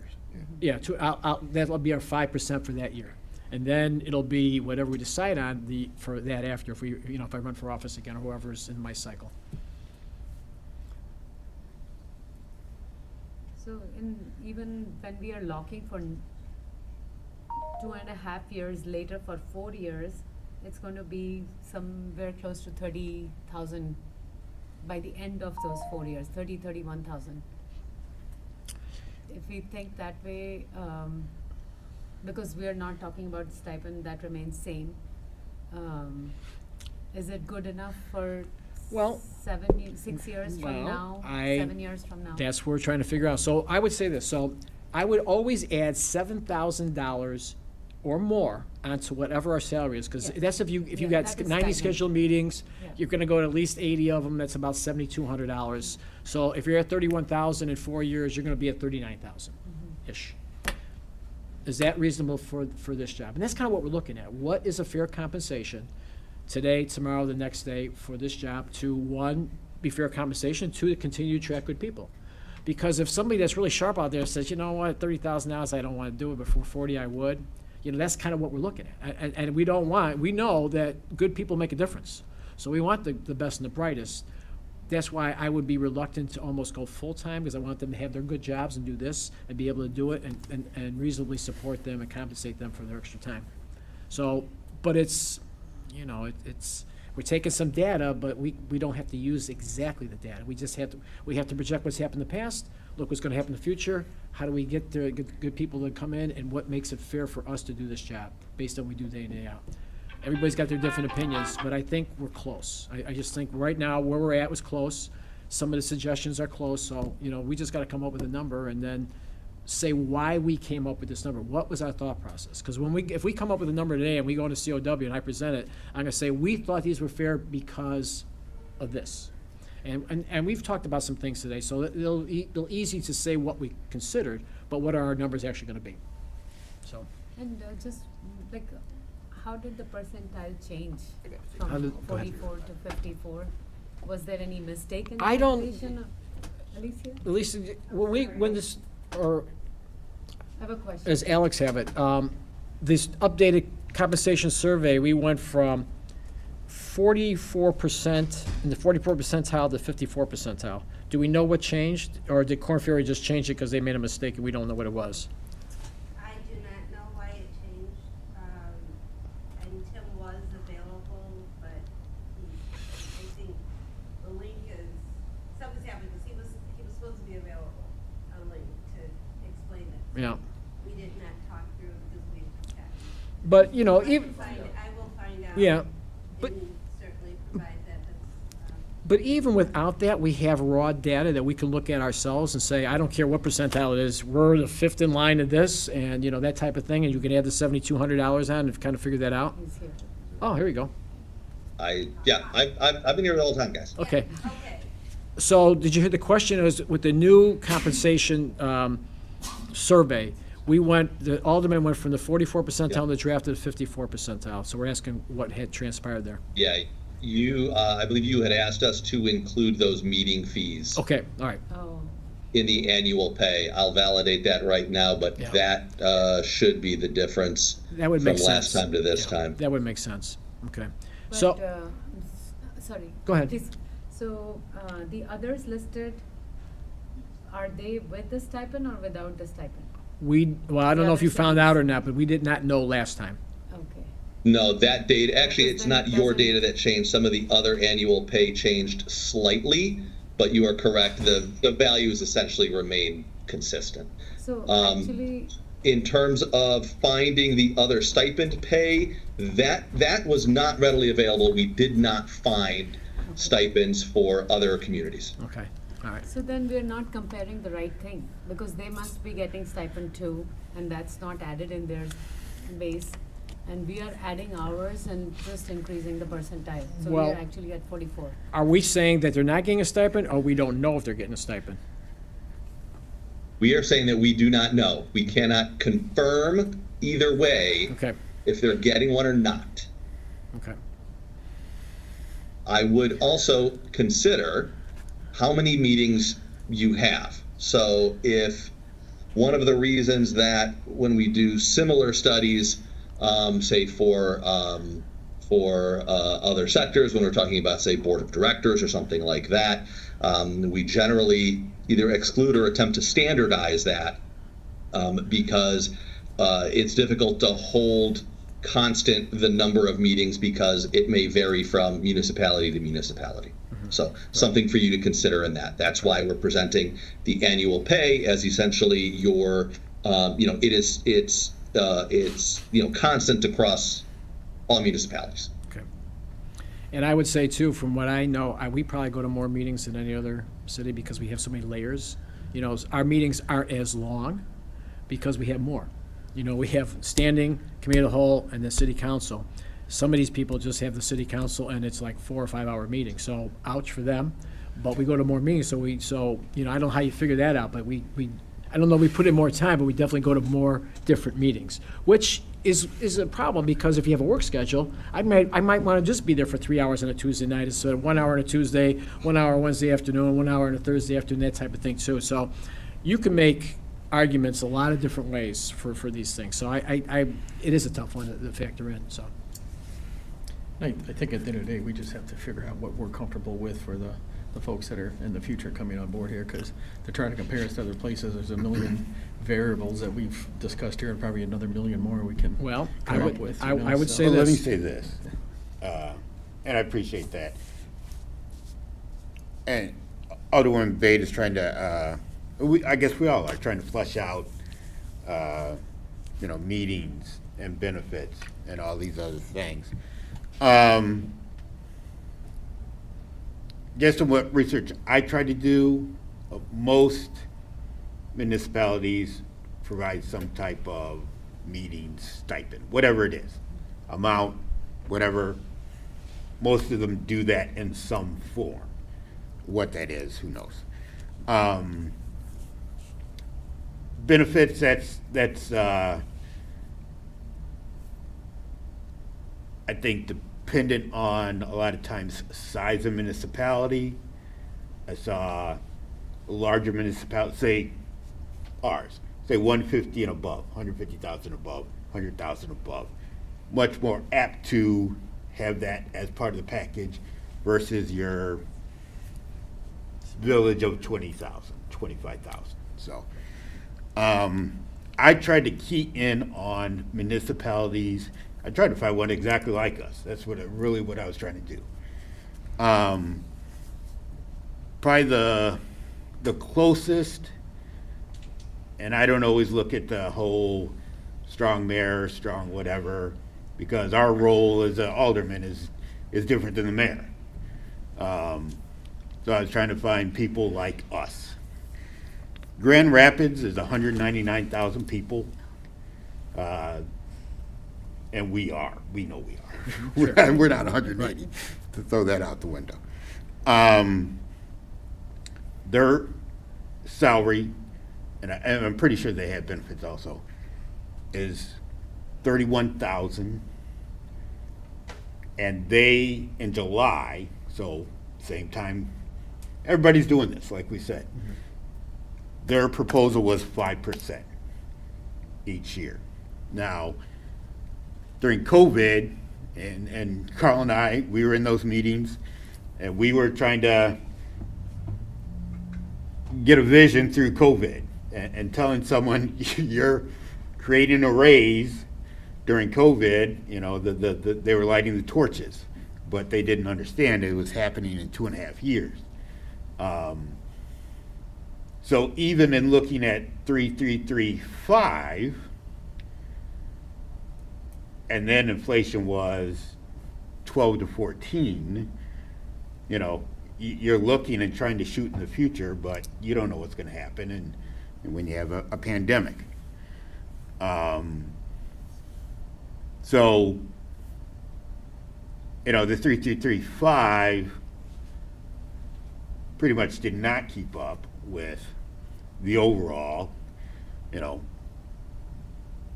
to 14 was a high point, but each year it going up. We talked about just the prices of us buying things with our budget going up, almost doubling in some cases over 4 years. So like I said, that is the one that I tried to pick out one very close to us, or what I look like very close to us, that the council members are doing about the same. They got some at large, they got some ward alderman districts, I believe they call them. So that is what they were at before. 31,000 was their base, and then in July, I don't know if what passed or if they passed anything. They're looking at 5% raises. Now, I mentioned before, others were looking at a lump sum bump to try and get them in a groove, and then again, maybe 4 to 5%, foreseeing that that's where things are going to be. And I don't want to go against everybody else on the mayor, but to me, always COLA has been 3%. Even if you're at 76 percentile, the 3% COLA kind of builds in those unknown factors. So you start going 2.5, 2.5, 2.5, and then the next time we talk, your mayor's behind. So you know, it's inexact science. Well, I would say this, I think we're getting close. I don't think we don't need to move this forward yet. I'm just happy we have more dialogue, more input, because I didn't really hear enough from my colleagues, so that was good. I will say this, though. Everybody up here is a good person, so we all jumped into this for less money. So that's why I'm like, we still get good people for whatever we're paying them. So obviously we want to still attract them, but we got 5 good people up here, 6. So I don't know that we need a big bump for that purpose, but I do think just for the regular compensation of inflation, that is something we need to look at. So I would suggest that we hold this again. I think next time, I think we're really close, because now we actually got some real numbers in our head. We start talking about some actual percentages, and I think next time we can come out with a real number and then move it forward, this committee of the whole. Alex Voigt, we still have time, right? We didn't do it today. We do it in 2 weeks. We're still good? Okay. Oh, Alex Alexandra? Somebody named Alex, please step up to the I podium. hear Alex, I get excited. Alex Alexander, Chief Management Officer.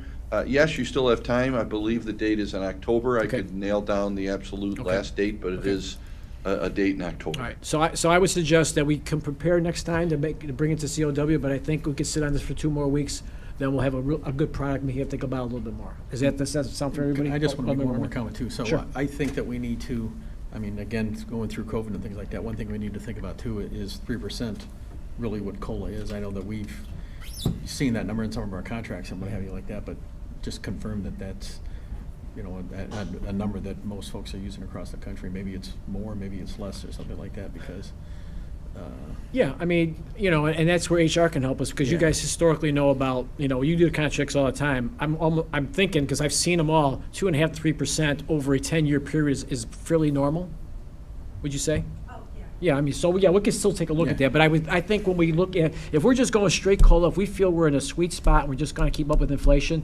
typically, those are the numbers. So, yeah, so the 3% for the mayor, that's ballpark. 2.5, you know, we could talk about that all day, but, so I think that's why we're close. If you were talking 3% for us, I was talking 4, I was talking 2.5 for the mayor, you're talking 3.